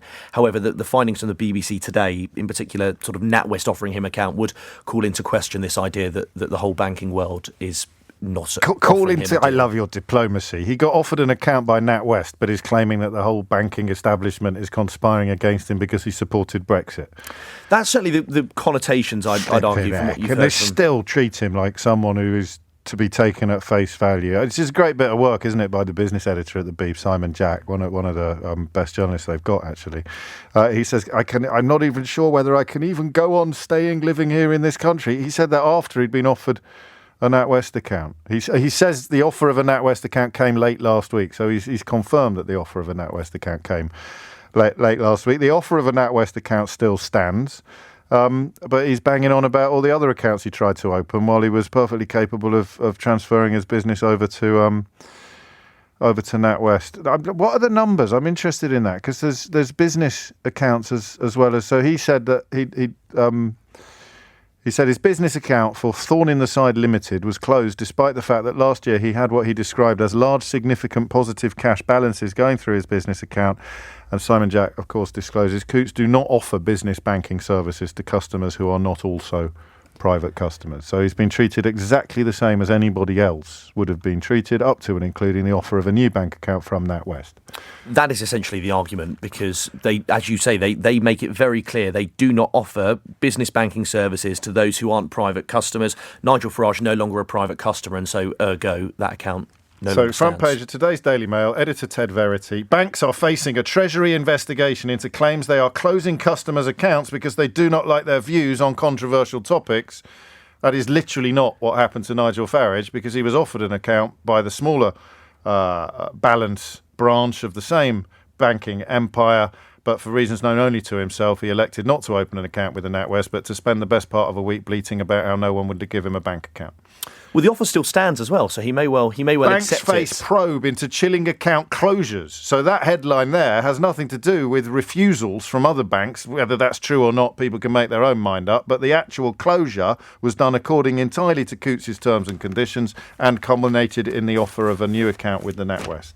Well, there are other stories of people who claim to have been treated in a similar way. Of course, but they wouldn't have been stuck on the front page of the Daily Mail. No, but the government, I would suggest, perhaps slightly irritated by this, because you've had Tom Tugendhat, the security minister, who has obviously been, he's been in the House of Commons saying that this sort of closure on political grounds should be completely unacceptable.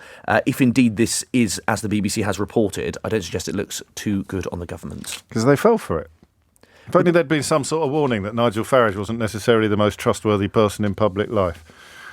Do you remember when he claimed that he'd been the victim of an assassination attempt? Or were you still at school? I don't remember that, It's worth looking up. It's a classic of the genre. Said the wheels on his Volvo had been doctored, and then they tracked down the mechanic, and the mechanic said, he was French, you see. Okay, he said, ce n'est pas vrai. C'est non-sens. He said, c'est un pile of... Thank you, Henry. Thank you. Back to the NHS. Simon's in Uckfield. Simon, what would you like to say? Yes, James, I don't know where to start listening to those other chaps just been talking. Balance. We've got to have a bit of balance, Simon. We would not want anything to be one-sided. Absolutely. Well, you can verify me anywhere. I'm up for public scrutiny, etc. So I used to be head of microbiology at the Royal Free in Hampstead. Gosh. And when we had James, when we had Blair and Brown in, my budget was perfect. Yeah, I never went over budget. Okay. As soon as the Tories came in, I was called to the financial controller and said, I've got to cut my budget by 25%. Now, can you imagine cutting 25% of a budget that I'm responsible for TB, MRSA, infections, you name it? Where do I cut? That's incredible. Exactly. And so, but of course I never did. I laughed and walked out. I was then called back and asked for 35% because they needed it elsewhere. Wow. But they talk about the efficiency of the private sector. Now, the private sector love to go for low-hanging fruit. Yes. So for example, if you look at pathology, we're about approximately 70% of all clinical decisions are based on pathology. So if you take a full blood count, for example, you can do that really quickly. Yes. And the private sector love this because they can just put it through an autoanalyzer, it whisks through, nobody touches it. However, when you're looking at things like from birth to death, so somewhere like Great Ormond Street, for example, where they're dealing with complex issues in pathology, they don't like that sort of stuff because they need lots of workforce, they're specialists, they need training and education. And this is where it all falls apart. They talk about the NHS and the managers as though we're incompetent. Yes. We're incompetent because I've retired. But they're not incompetent. We've got wonderful folk. They've got business degrees, you name it. There's nursing staff, there's matrons, they're classed as managers now. But they're all doing it's a very helpful narrative then that perhaps, and I don't want to speak ill of absent friends, but perhaps it's why when asked to provide any evidence whatsoever to back up these slightly platitudinal claims and phrases, that they don't have anything. Exactly. So, for example, the Royal Free, UCLH, and the North Norfolk, all in pathology, have all been privatised into this one private group. And, I worked there for a while. They've got 5 different computer systems. And so you've got all these members of staff that they've cut to the bone, trying to work on all these different computer systems. And, of course, the NHS has errors. There's bound to be. It's such a massive organisation. But when you're talking about these smaller organisations, when they do things, they're not really accountable. Well, it's human fallibility. The idea that it would be removed by bringing in the kind of people currently running Thames Water is just beyond belief, isn't it, really? It's certainly beyond parody. Just to clarify, you were head of microbiology at the Royal Free. Is that the correct? That's correct, yeah. Are you not worried? Because our previous caller was very worried about getting into trouble for saying anything on the radio that might involve disclosure of anything real or evidence-based. No, you can look me up and look up some of my papers, etc. Please feel free. I'm quite happy. I mean, you're playing with fire here, Simon, as I understand it. This is you're practically a whistleblower, mate. He was terrified, that caller 2 callers ago, of saying anything to support his own positions. And yet here you are, former head of microbiology at the Royal Free, giving me chapter and verse on your experiences and understandings. Exactly. And the beauty about it is that I have experience in the private sector as well. And honestly, some of the private sector are wonderful. They're great. I worked at the London Clinic. And a fantastic organisation. But when you compare the NHS to the private sector, it's apples and walnuts.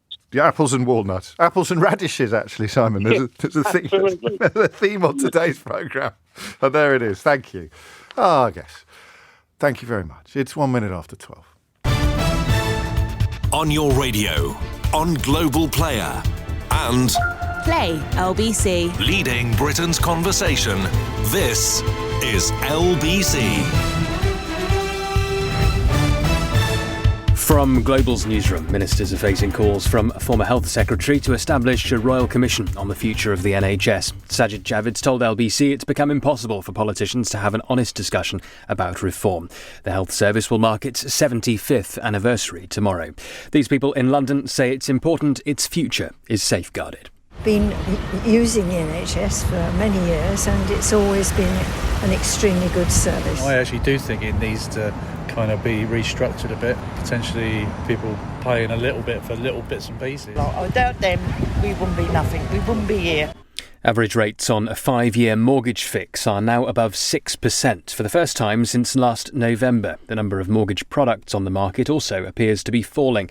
It means many customers are facing higher monthly costs. LBC's business commentator Declan Curry says shorter-term fixes are even more expensive. The cost of deals fixed for 2 years is already close to 6.5%. It follows the rise in the interest rate the traders demand on the financial markets for government debt. The cost of short-term loans to be repaid within 2 years is at its highest since 2007 and much higher than the rate demanded for longer-term loans. But for savers, the amount of interest they can earn languishes far behind.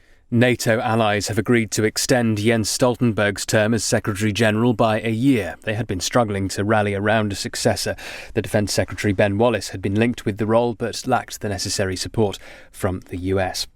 Thames Water has been fined £3.3 million for discharging sewage into 2 rivers near Gatwick Airport. It admitted 4 charges in a prosecution brought by the Environment Agency. The supplier, which serves 15 million households, has been facing questions about its ability to service huge debts. All secondary school pupils in England will be offered free flu vaccination from September. The programme, using a nasal spray as opposed to a jab, will cover more than 3 million students. In the city a short time ago, the FTSE 100 was trading up up 14 points at 75.41. The pound buys €1.16 and $1.27. LBC weather quite unsettled this afternoon with showers or longer spells of rain, but lighter winds, a high of 21 Celsius. From Global's newsroom for LBC, I'm Thomas Watt. Not too light, not too heavy, not too fancy, not too shabby, not too small, too tall, or too you need it all. Not out of date or a day late, not cut rate. Not old-fashioned or fussy, not overcooked or messy, not juiced up or jumped up. Just insurance as it should be. Superscript. Business insurance that's right on the money. Superscript is authorised and regulated by the Financial Conduct Authority. This is LBC from Global, leading Britain's conversation with James O'Brien.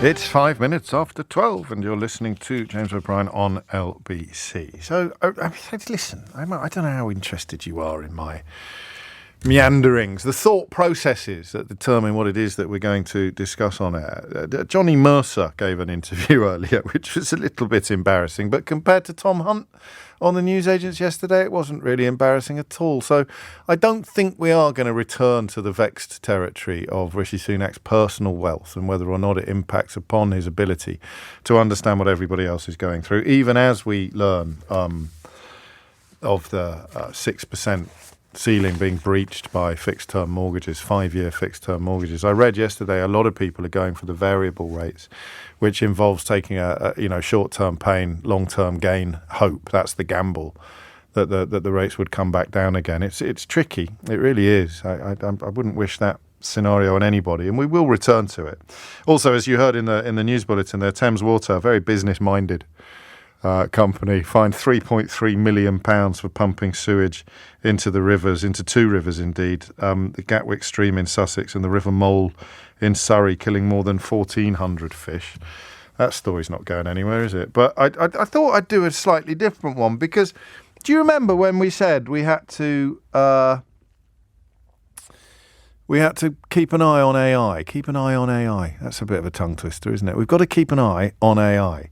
And I want to try to do it in a way that isn't completely driven by sort of front page pearl clutching. I'm conscious of contradiction in this field. So you will have one expert saying, we are marching headlong into our own extinction. People need to be wise to the threat that AI will pose to humanity itself.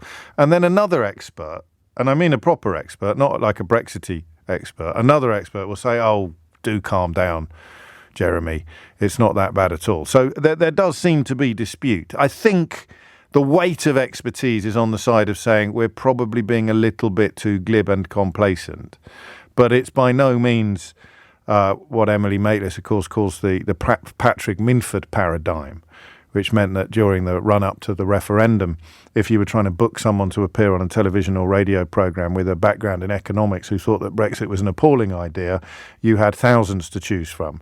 If you needed to book someone from an economic background who thought that Brexit would be a good idea, you had Patrick Minford to choose from. And yet, of course, by the time that it appeared on the BBC or LBC or anywhere else, these two contributors to the debate would be presented as equal and opposite authorities, and the listener or the viewer was given no indication whatsoever that one of them spoke for about 1% of their academic cohort, while the other one spoke for 99%. A problem that I think we could probably all agree hasn't actually been fixed yet anywhere. 8 minutes after 12 is the time. So it's not like that. The AI question is more evenly divided than other questions in the past. In fact, the way that humanity progresses is through the disagreement of experts. I don't know, is it Thomas Kuhn's paradigm shifts? Is you have, it's a bit Hegelian actually, isn't it? Thesis, antithesis, synthesis. But you put forward the best available explanation for all the observable evidence, and that is science. That then becomes the paradigm, but it's only the best available explanation for the observable phenomena. If you come along with a new invention like a microscope or a telescope or a hadron collider, then the available evidence will change, and you need to come up with new explanations to account for the new observable evidence. So expertise and inquiry is how understanding through the ages advances. I'm looking at the Russell Group universities today. They've signed up to, there's 24 of them, they've signed up to a code that they say will help universities to capitalise on the opportunities of AI while protecting academic rigour and integrity in higher education. I'm not going to confine our conversation to tertiary education, to universities or colleges, because one of the first things I thought about when I started getting a little bit more across the realities of AI and ChatGPT was the opportunities that it provides for, well, cheating. And then as soon as I said the word cheating, I found myself wondering whether it is a bit like, and this is where you're going to come in because you almost certainly know more about this than I do.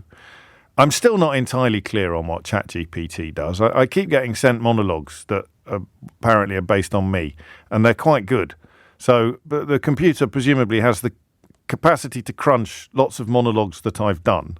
Is that right? Would it do that? Would it be able to watch the videos? I know that they don't watch videos. I'm not pretending to be a Luddite.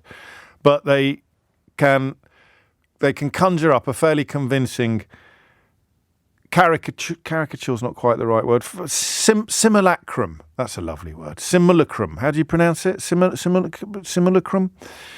They can conjure up a fairly convincing simulacrum of me.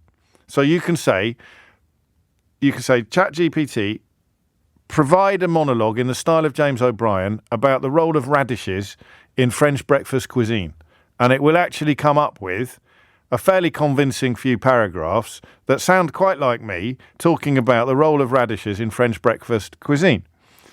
And you could also do it with, someone lying about their banking, or somebody lying about an assassination attempt, or somebody lying about, well, anything really. And one of my monologues on those subjects would pop up as well. So the first thing I thought, like you probably, was the capacity for using this in school or university.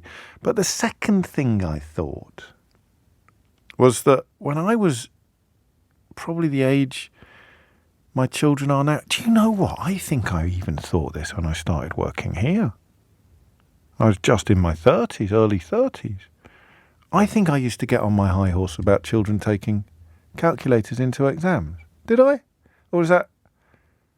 I think, no, I couldn't have done, because calculators were around when I was at school, like fancy ones, scientific ones, weren't they? So you'd need to... But I do remember the argument that being able to take calculators into exams meant that children were not getting as rigorous a mathematical education as they had done in previous years, because you were losing that capacity to crunch numbers in your head. And I had some sympathy for that position for a while.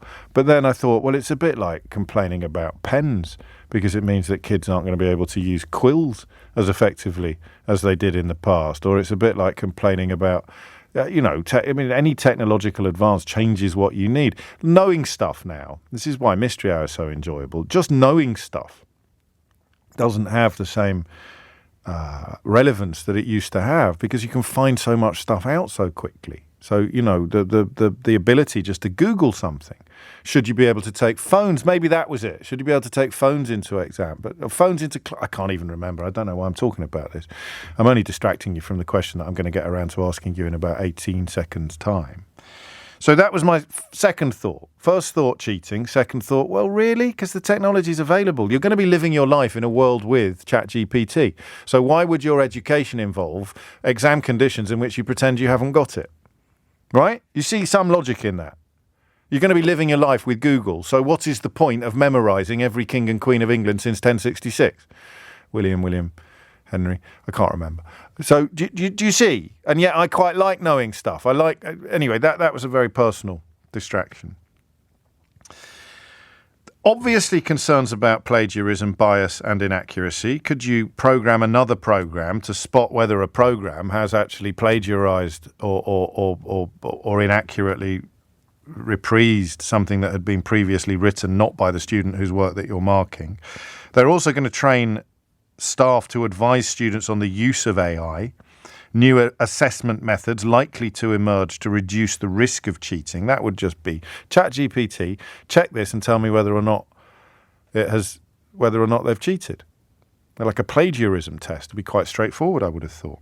You can already find them. Did you know the story? What time is it? Have I got time to tell you this story? This is a great story. I'll get the phones ringing first, all right? Just give me a moment. What impact is AI going to have on the education, the world of education? There you go. Hit the numbers now. You will get through. 0345 6060 973. That's the question. That's all I want. Okay, what is going on? Are your children already using it to cheat? Are you as a teacher worried about what your students are doing it? So here is education. Here is the world of education, schools and universities. Here is ChatGPT. Here is AI. And smash, bang into each other. What happened? 0345 6060 973 is the number you need. That's the question. What should we be worried about? How worried should we be? What is going to happen? What is happening already? What does it mean? What could parents be doing to keep an eye on all of that? All of the ramifications of ChatGPT and education. I want to know what's going on because it seems to me perfectly possible that is the essay dead? Is the essay dead? The idea that you would have to produce 2,000 words of analysis of Arthur Miller's Crucible when now you could just say, ChatGPT, give me 2,000 words on the role of Goody What's-Her-Face in Arthur Miller's Crucible why is Arthur Miller's Crucible an allegory for the McCarthyite witch hunts of 1950s America? All of that, and then it'll just do it. So is AI going to kill off some traditional academic faculties? Seems to me likely that it is, but I stress again, I know nothing. But talking about software, this is an old story. This is 10 years old or more. Because you can do it with music. Pretty much as soon as music was digitized, you could do this. There was a bloke got busted. He ran his own record label, and his star performer was his wife. But his wife had stopped playing. This is an incredible story. She had a wonderful reputation, and I can't remember whether she was getting poorly or whether she'd lost her mojo, but she wasn't making new recordings. And yet, financially, he was dependent upon her new releases to keep his own record company afloat, to keep his record label afloat. So he released a new concerto performed by his wife, a new piano concerto performed by his wife. But he hadn't kept up with the new technology. And as soon as it went into a computer database, it came up as somebody else's work. Because you can tell, even though you're playing the same notes, not necessarily in the right order, even though you're playing all the right notes, you're playing them slightly differently. You'll have intonation that is different. You'll have pauses. You'll have, there's a reason why you can be technically perfect when you're playing a Chopin nocturne, but you won't be Alfred Brendel. You won't play it like Alfred Brendel played it. But if you put it into a computer, it would say, oh, that's an Alfred Brendel recording. It would just recognize it. And this fella released the record, claiming it was his wife. It got it got stuck into a database, and it came out that actually it wasn't his wife at all. It was somebody else. Just one of those stories that fascinates me. And is that relevant to ChatGPT potentially? I don't know that it is, because ChatGPT is going to be producing new stuff every single time you ask it to, pretty much. Or you can just put in a slightly different prompt, can't you? So you could say McCarthyite witch hunts with particular reference to, Eli Kazan. Anyway, that's quite a roundabout way of asking you to educate me on the impact of ChatGPT and AI on traditional education. 0345 6060 973. It's after 12 is the time. AI, GPT, chatting, education. Put it all together, and what do you get? Daniel's in Sunderland. Daniel, what do you think? Hello, James. How you doing? I'm good, mate. What's on your mind? So you're talking about AI, and I used to be a teacher. I used to teach foundation higher education for about 5-10 years. And with that, there was, an element of, you've got a thing where you call Turnitin, where you hand your essays in, etc., which takes up plagiarism. But I was thinking, well, what we should be doing, following what you were saying about how AI is changing the world, and just as you said, using pencils, we don't need to use quills anymore. Yes. Same sort of thing of what we're actually losing, or what I would like to kind of explore is we shouldn't be teaching people content, but actually how we interpret this information. Yes. So, and that's it's all about thinking critically. Yes. And it's a really, really soft skill and very difficult to assess. It certainly is. What we're looking at here is, let's say ChatGPT, we can give it information and give it content, and it can create context for it.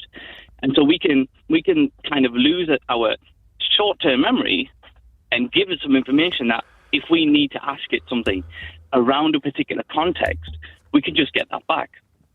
So we can start building, if you are building an essay, I was about to bite your head off then for not answering the question that I'm asking and just coming on with your own pontifications. You want to do your own pontifications, David, you jolly well get your own show. But you're dead right, aren't you? You're dead right, because it throws open so many avenues of inquiry. How much do you need to know in order to exercise critical thinking? How many bricks do you have to have in your bag before you can practice the art of building? Do you see what I mean? Yeah, exactly. And so we need to build up that critical thinking skill. And if we tie this into even how we interpret our own news and the callers that you have in, very much seeing these headlines, these are my reactions. Yes. Well, actually, hold on, let's think critically. We need to teach people to think critically rather than just absorbing content. And I think like ChatGPT and AI in general is a good step in that direction.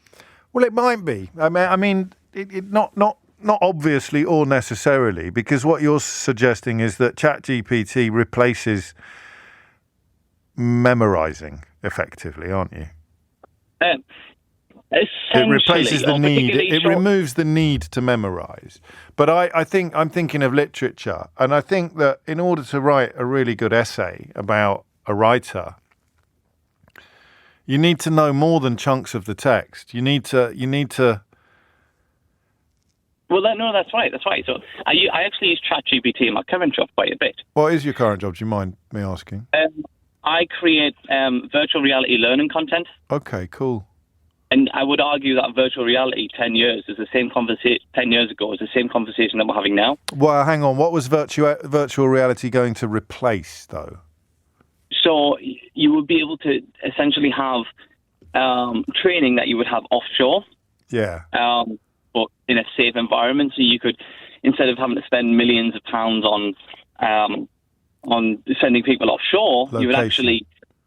Yeah, you could just send people, give people a VR headset and experience the same thing, not necessarily feel the same thing. That's not replacing anything. There's no danger. I mean, VR is hardware as much as software, isn't it, really? Yes, but the software itself and the experiences that you create is that kind of the stuff that we've done. And this is really what the universities are saying. Is saying that you get it into everybody's heads that this is an opportunity rather than a threat. Yeah, absolutely. I think that's I think that's a really good way of thinking about it. And it will be like everything else that gets filed under progress. Some people will be spooked by it, and other people will not. And somewhere between the two positions will be the path that we end up following. Thank you, Daniel. Ben's in Brixton. Ben, what would you like to say?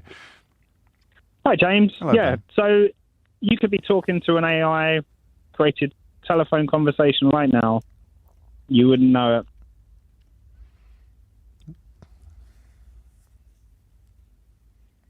So, effectively, I don't know if I lost you there. That's how I know. That's how I know you're real. Well, you'd never know. You'd never know. At this point, you would never never know. So talk to me about the education side of things. With the education side of things, is that there's, unless you're going to impose controlled conditions, it's going to be there's going to be no way of us knowing, really, and if we do impose kind of controlled conditions and ban, the development, or so China are just going to take over. Yeah, no one. I know you rang in quite early. No one's really talking about that side of things. No one's disputing the fact that it needs to be embraced, or that China is way much further down the path than we on. I mean, just a simple question, like, you're not going to be able to guard against plagiarism, are you, or stop young people from getting ChatGPT to do their homework? No, it's going to be impossible. And that's why teachers have to come from the other side of the battlefield, as it were, and recognise what it is going to do and change. I mean, it's going to change everything. I think that is fair to say, and the tension then is between whether it changes it for the good or changes it for the bad. And if it is something that, if you're looking at it through the lens, this is where Daniel was very strong the first quarter, you're looking at it through the lens of traditional teaching, then it is going to look like a terrible threat. It's going to kill homework. It's going to kill the concept of the traditional essay. It's going to make plagiarism absolutely commonplace. So then you need to almost rebuild entirely the approach that we take to education, and particularly the approach we take to memorising stuff. Richard is in the Wirral. Richard, what would you like to say? Hi, I'm speaking as a UK academic at a Russell Group University. Fantastic. So that's kind of what you were Yes, it interested is. in. Yeah, absolutely. New times are all very kind of worrying and exciting, aren't they? I'm not particularly worried. I mean, admittedly, I'm in a science, which makes things a little bit easier. Yes, for now. But there's a kind of thing about how to encourage learning and how to do this, and there's a kind of fairly straightforward way of doing this, which is the old-fashioned closed book exam. If you spend all your time when you're doing the course letting ChatGPT generate all your stuff, and then you come to a closed book exam, which requires you to integrate or compare or something like that, you won't have practiced that. So by having the closed book, the reason I like closed book exams, I don't care about the kind of assessment things on it, about ranking students with respect to each other. What it is it's a closed book exam is a nice way of making people approach the content in a way that makes them analyse and integrate. Because otherwise, if they just try and do it for the essay, if it's just got a hand in a continuous assessment, then you could use a computer program and you may or may not get caught. But if you're going to be sitting in an exam room At the end of the year, then you're just the only person you're harming by getting a computer program to do it is yourself. Is yourself, yeah. And if people get very upset about closed book exams, about them not being fair. Do they? There are people who aren't as good as the exams, and certainly I'm not teaching at Oxbridge, so there are a number of people who are not as good as exams. And I've just been external examiner at Imperial College, and it's a very different kind of group there. Yes. But if we lose the idea that the desperate thing we're trying to do is assess, I know the modern world is like this with league tables and things like this, but if we're trying to educate, then giving them an outcome, giving students a way of doing it that requires them to have adopted the skills that we need, means that we're not actually that affected by this thing. There will be complaints as they go back to old-fashioned exams. And, I'm old and probably white and male and all these other things. So I'm not kind of empathising properly with people who are hurt by exams. No, but there's a balance. There's a balance to be struck. Because I flourished in those environments and therefore spent much of my early years on this programme explaining why that was the best available way to educate people. And then Michael Gove came along sounding exactly like me. And I used to do phone-ins, and I'd say 60 to 70% of people don't flourish under the closed book exam. They don't. But in flourish in what sense? Flourish in the sense but they don't properly. They don't properly represent their talents and abilities in a statistical conclusion. But that's something that I'm less worried about than the fact that they're pushed in the right direction to think about things. For me, a closed book exam, I have to put numbers to students. Of course you do. And grade them. Yes. And, it's part of a job, but in a broad sense, I really don't care. What I'm interested is in making students approach things so that they're thinking about stuff. And the guy who was earlier was talking about the different ranges of different kind of learning from memorise. There's a thing called Bloom's taxonomy of learning, which is part of the stuff, which moves from learning, memorising to analysing to doing various other things. Yes. And providing you put them in an environment where they can't be on a computer, and that's what they're being measured on, then they will have to engage with it. And ChatGPT may help them in kind of looking at different examples of how to do it. I tell you what, but the 15-year-olds I know would say, and it's an evolution on the why the hell am I learning Pythagoras? I'm never going to need it in my life, to which I can only ever respond by saying, well, you might need to paint white lines on a football pitch one day, and that doesn't really help. In my science, I need it all the time. Well, I know you do, but I'm speaking about the average. The average 15-year-old is going to say, well, hang on, what's the point of these exams? Because I'm going to have my computer with me wherever I am in my life. It's going to be on my wrist. It's probably going to be embedded in my thumb in our lifetime. So what's the point of it? What exactly are you testing in a closed book exam? Yeah, well, as I say... My ability to navigate a world that doesn't exist anymore. I'm testing your ability to have understood that Pythagoras' theorem exists and therefore can be used. Yes, but I know. If in practice you end up using it in a different way, that's fine. And your brain, I use personally when I'm losing these arguments, I use the analogy of muscles and exercise, and you are exercising parts of your brain when learning and understanding this stuff. You may not put to direct use Pythagoras' theorem, but the parts of your brain that have been exercised and stretched in understanding it will be of enormous unspecified benefit to you for the rest of your life. I guess what we can all learn from that is that you should never argue with 15-year-olds. Richard, thank you. I like your analysis, albeit with that slight caveat of recognising a retrograde step on some elements of examination. Oh, gosh, I'm late for the news. I do apologise. Lottie Morley's here with your headlines. 12:36 is the time. You're listening to James O'Brien on LBC. Have we got any production yet for Dory's Watch? Are you joking me? I'm James O'Brien. I've got the biggest show on the station. And I can't get a sting for Dory's Watch. What's the point? Seriously, this is ridiculous. I watch other presenters. I see other presenters. They get whatever they want. They get little ginger shots delivered to the studio. There's all sorts of little kickbacks and foreign trips, cast of thousands. I've got one producer, one assistant producer who's part-time, works on other shows, and Keith. That's it. That's all I've got. Other people have got entourages like Leonardo DiCaprio. All I wanted was a little bit of production going Dory's Watch. And I haven't even got that. Instead, I am reduced now for possibly for the rest of this Parliament, unless something changes pretty quickly. I'm reduced to doing this. Dory's Watch.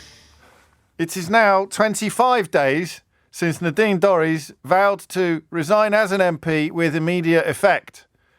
And Nadine Dorries is still an MP. Dorries! Watch. It's just embarrassing now. Who do I have to write to? Seriously. It's just a night.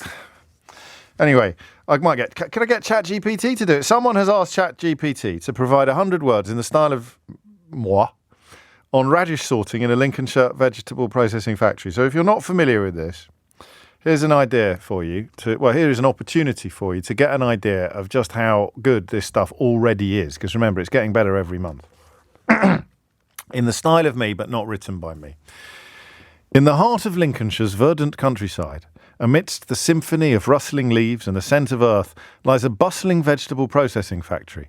Among the diligent workers and whirring machinery, a seemingly mundane task takes centre stage, the sorting of radishes. As nimble hands swiftly pluck the vibrant crimson orbs...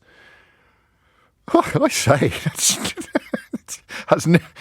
Matron. As nimble hands swiftly pluck the vibrant crimson orbs, they embark upon a choreography of efficiency and precision. Each radish tells a story, carrying the hopes of farmers and the promise of nourishment. This humble process, often overlooked, is a testament to the interconnectedness of our food chain, a reminder that even the smallest vegetable can make a significant impact on our tables and in our lives. That's terrifying, frankly. That's not even funny. That's because the first time that we first got this about a couple of months ago, and someone said do an introduction in the style of James O'Brien, and I thought, yeah, it's all right, but nah. That's really beautiful. Uh-oh. Will's in Waltham Forest. Will, what's going on? Hi, James. Hello, I wanted to talk to you for ages. This is exciting. Yes, and for me as well.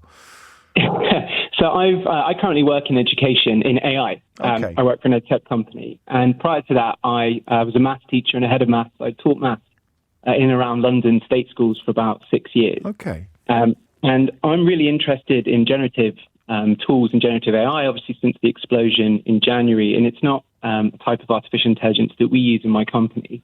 But something I just want to kind of focus in on is I think the key here with any technology that's going to be used to support students is about how equitable it is. And I'm kind of focusing here on the most vulnerable learners that I used to teach and that we support now. And one of the biggest barriers for their education is low literacy levels. Right. So these kind of generative tools offer a huge amount, right? And they're definitely going to augment a lot, and they're going to be fantastic. But for those learners that struggle to read and struggle with literacy, chatbots are probably not going to be the solution to support those learners and to help them move to the next stage. And when you're looking at teachers within that loop as well, what those teachers really need is data, really actionable data to kind of supercharge what they do so they can find those vulnerable learners and make those interventions. Yes. It's not it's not going to help. Like, of course it is. And there's some really cool stuff that generative AI can do. But also, our school system, just the infrastructure. Do all students have access to a tablet, to a laptop? Do all schools have access to high-quality broadband and internet? So, yes, of course. I mean, the answer is no, obviously, on all of those fronts, or not yet, at least, in a more positive analysis. Well, what about? I mean, forgive my ignorance, but could ChatGPT not be deployed to improve literacy? Is it not? Would it not work like that? Would it not help children learn to read if you programmed it correctly? Look, I'm sure it probably could. And I think if you've been on kind of the raw form of ChatGPT, 3.4 or 4, you'll find that interface is not going to really be used by students who struggle to learn, right? I think the key with the technology we're seeing now, the actual biggest leap will be the apps that are born from that technology. And then, though, I think you find another potential problem, which is around what's being delivered to those learners. Yes. What is the content? Where is it coming from? How has it been put together? You can kind of sidestep to a point the hallucinations and the things it kind of just makes up and lies about. But it's really like, is this content actually suitable for those students? And I think that's the real key. And I think really what it boils down to is that we have these amazing technological tools and we have these amazing technologies that can recommend and personalize content. I think a big issue here is what that content is. I think so once companies are utilizing generative tools, I think actually the power comes when you sort of ring fence them off and only allow them to look at content that's been perhaps curated by professionals, by teachers, by people that know what these learners need. And kind of my final point, I think, as well, is, when I started teaching in 2012, the schools I was teaching in, amazingly, were using ed tech programs that I used when I was a child. Gosh. When I was in school. Like the time lag, the delay for technical innovation to take over in schools, I think is signignent as well. Yes. Even when you factor in the infrastructure. Gosh, you know your stuff, don't you? You really do. I mean, I'm slightly bamboozled by about 20% of what you said, but in a very good way. just to sort of.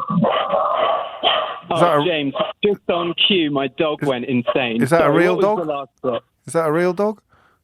That is a real dog, a very upset dog. Oh, well, I better let you minister to your canine. I had another question to ask you, but it was not as important as your due. Oh, crikey, what did we do? Was that my fault? Did I do something? You didn't blow that little whistle again, did you? You can't be doing that on the radio, honestly. Thank you, Will, if you're still with us. That was absolutely fantastic. It's 1:45. Coming up at 1 on LBC, Sheila Fogarty. Suffer little children who come unto me.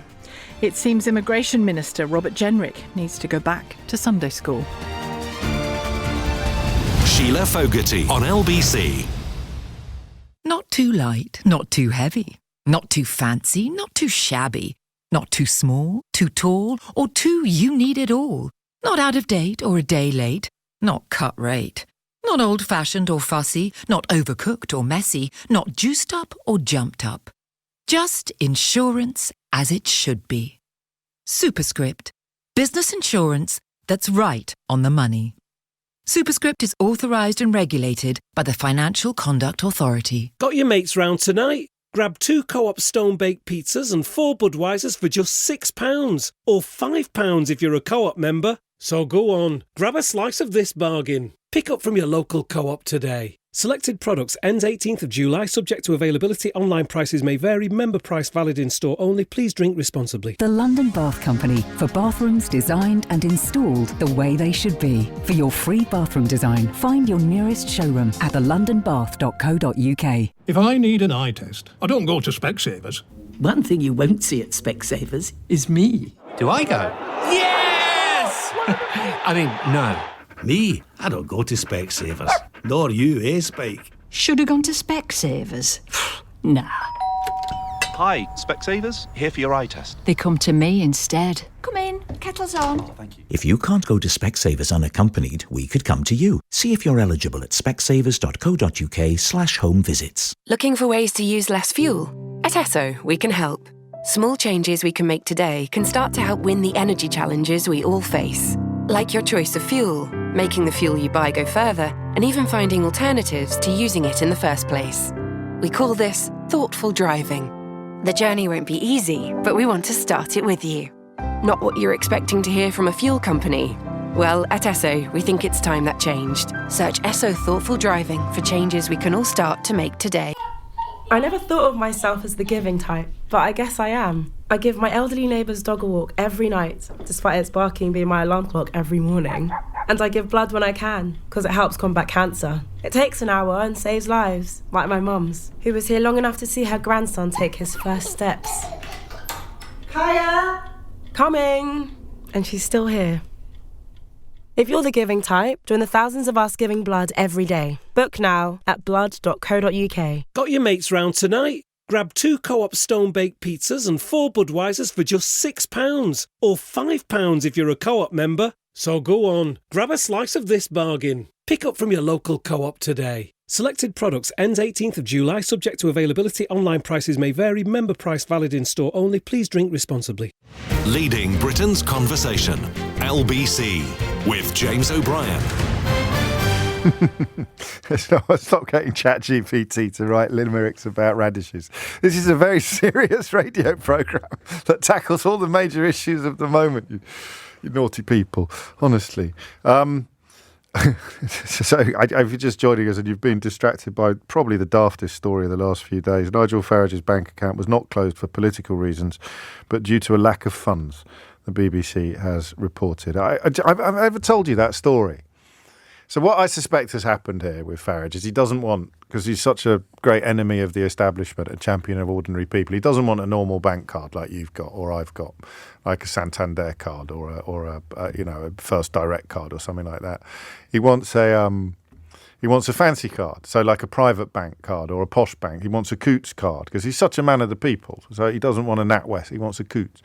Or Fleming's, or I can't remember what private banks are left. So even if he's telling the truth about trying to open 7 more accounts, I don't know that would be popping into the Nationwide and trying to open an account there. This is an odd story, but it's a memorable one for me because I didn't really know about this world. I went to boarding school, I went to public school, but you don't really compare bank accounts when you're at school, do you? Even if you're vaguely aware that there was one lad who had a gold American Express card that his dad had given him if he ever got into any bother, and I think he used it in circumstances that no one would ever describe as bother.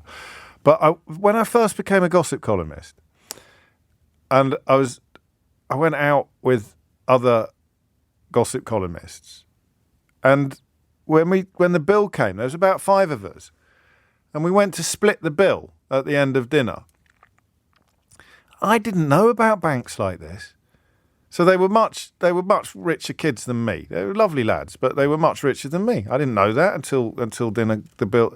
And they went through the cards, and it was like Coots, and I think Bearings was around at the time, was it? Sort of, and these weird banks that have just got little doorways in Fleet Street or Mayfair or something like that. And they got to the end and the way to end, and who is with the Halifax? And everyone started laughing. And I just remember thinking, why are you laughing about that? It's perfectly normal to have a bank account with a Halifax. So there was a sort of snobbery in play there, which may be part of man of the people Farage's problems. Just speculating. If you hang out with the kind of people that think it's somehow amusing to have a bank account with the Halifax, then then maybe that is... I don't know. I mean, but honestly, seriously, next time he says something, at least check the facts before you start having a fit of the vapours or sticking it on the front page of your newspaper or talking about it on your radio show. Basic housekeeping. Even perhaps basic journalism. If a liar tells you something, there is a strong chance he is lying.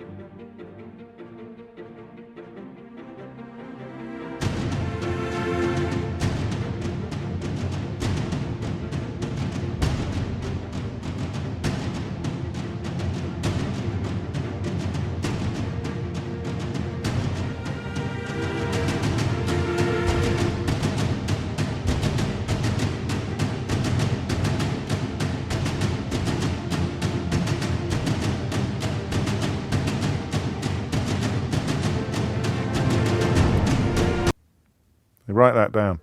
Stick it on a T-shirt. Mark is in Kensington to steer us back to AI. Mark, what would you like to say?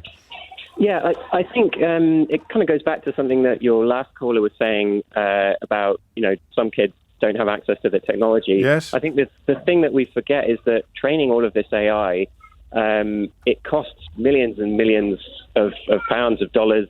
I work for a tech company, and these products have to be monetized at some point, and yes. you kind of see that start to happen.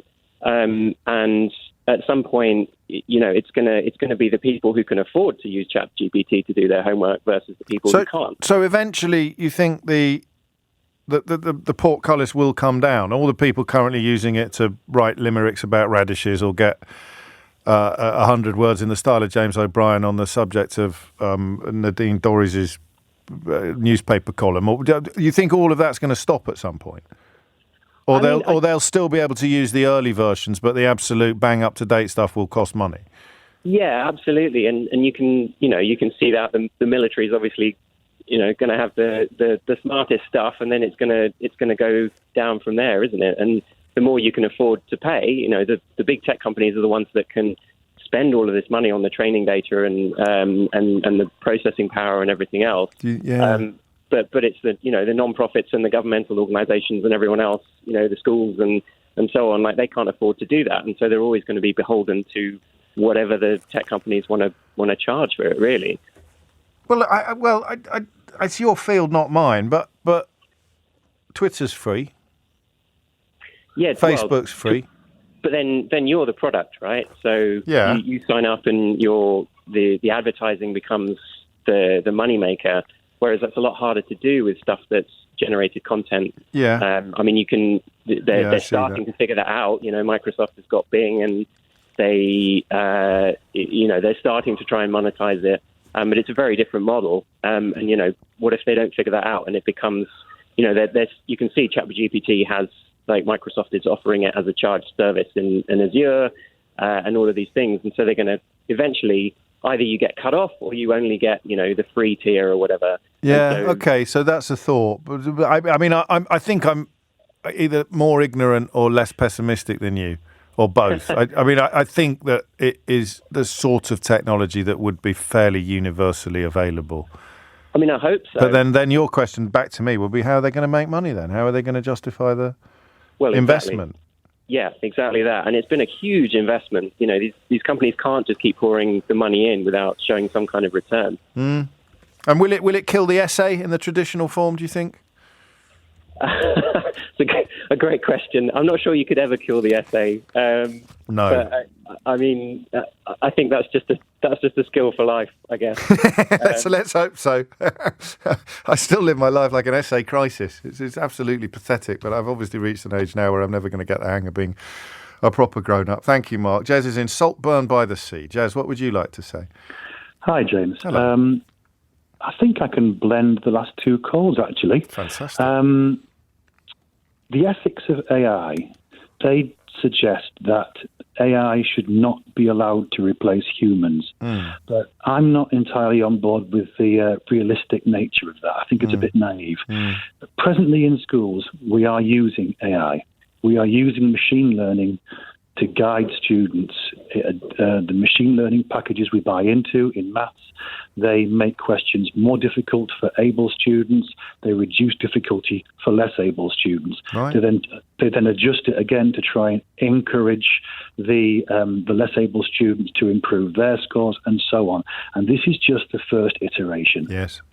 In a decade's time, I suspect that many schools will have replaced, let's say, one lesson per week in a maths class with a lesson in an AI lab. And the machine learning will help the students because we already have very, very good videos available. So they'll be sitting in front of a screen and it will all happen in front of them. And a teacher will be in a role as sort of caretaker or supervisor. But the teacher might not even be there, James, because if you replace... Well, no, because you can put teaching support in there. You can put several adults in there. Yeah. If you remove one lesson per week, then you can save 20% of your teaching budget. Or in an ideal world, you can put your teacher to work somewhere else in the school, can't you? I suspect what will happen is the teachers won't be let go. They simply won't be replaced. And adjustments will be made in timetables. As teachers retire, adjustments going forward will induce schools to buy into machine learning packages such that are already available, which are only going to get better. So no one's going to be made redundant, but the number of teachers in a school will drop by a noticeable percentage over the next few years. How long have you got? Me, I'm not that worried. I've got about 15 years left. But I think, as I say, I don't think anyone should be worried unless you're a parent who thinks that teachers should be integrally involved at every step of the way. Human contact. So here is what happens. Every single time we talk about AI, do you know, Jez, what other acronym always... Oh, it's not an acronym, is it? Because it's not an actual... Do you know what else always ends up in my mind by the time we finish a conversation about AI? What's that? Universal basic income. Yes. Every single time I find myself thinking that what you describe is unsustainable in socioeconomic terms unless there's some form of universal basic income. But at all the other points in human history where we've been told that technology was going to save us all from the rigours of work, it's never quite turned out that way, has it? Consider it could actually save money for schools. Yeah. And that's the reason why the market will drive it. Now, all that means is there'll be fewer jobs available for teaching graduates. So that means that universities will need to adjust how many they take in. So it doesn't necessarily mean that anyone will lose out on their personal target. Yeah. It just means that the world shifts. The world turns. And that's always the way. I mean, video didn't kill the radio star. No, and even to bring in your chat GPT. She's just come into the studio, actually. Sorry, carry on, Jeff. Even to return to your chat GPT discussion, exams can be adjusted to make it clear that introducing AI and machine learning was a success. Yeah. All QCA have to do is change the goals of the exams so that introducing it was a success after the fact. Lovely stuff, Jez. Thank you. I'm sorry, Roy. I'll just say hello, Roy. I haven't got time, but I know your boy has severe dyslexia and AI is helping him out enormously. Is that right? Yeah, pretty much, yeah. I mean, he can verbalise stuff, but he very struggles to put things in writing, so he uses it as a tool to assist him. So he'll say, for example, when he's doing an essay, he'll go, write me an essay and give it all the facts and everything he wants to put in there. It'll put it in words for him. Oh, and fantastic. Then he'll have it read it out to him. Yeah. And he'll say, right, modify paragraph A or modify paragraph B. And he uses it for a tool to assist him, which... Not to replace or to what we would once have called... I love that. I did warn you I didn't have time. In fact, I didn't have as much time as you took. But that's absolutely fine because it was an important contribution. If you missed any of today's show, you can listen back on Catch Up on Global Player, rewind live radio or enjoy the whole show podcast. You'll find all of LBC's shows there to catch up on, as well as the world's biggest podcast. So rewind live radio on Global Player. Download it for free from your app store or head to globalplayer.com. Tom Swarbrick will be with you at 4. But now... It's Sheila Fogarty. It's Sheila Fogarty. It's Sheila Fogarty. It's Sheila Fogarty. It's Sheila Fogarty. It's Sheila Fogarty. It's Sheila Fogarty. It's Sheila Fogarty. It's Sheila Fogarty. It's Sheila Fogarty. It's Sheila Fogarty. It's Sheila Fogarty. It's Sheila Fogarty. It's Sheila Fogarty. It's Sheila Fogarty.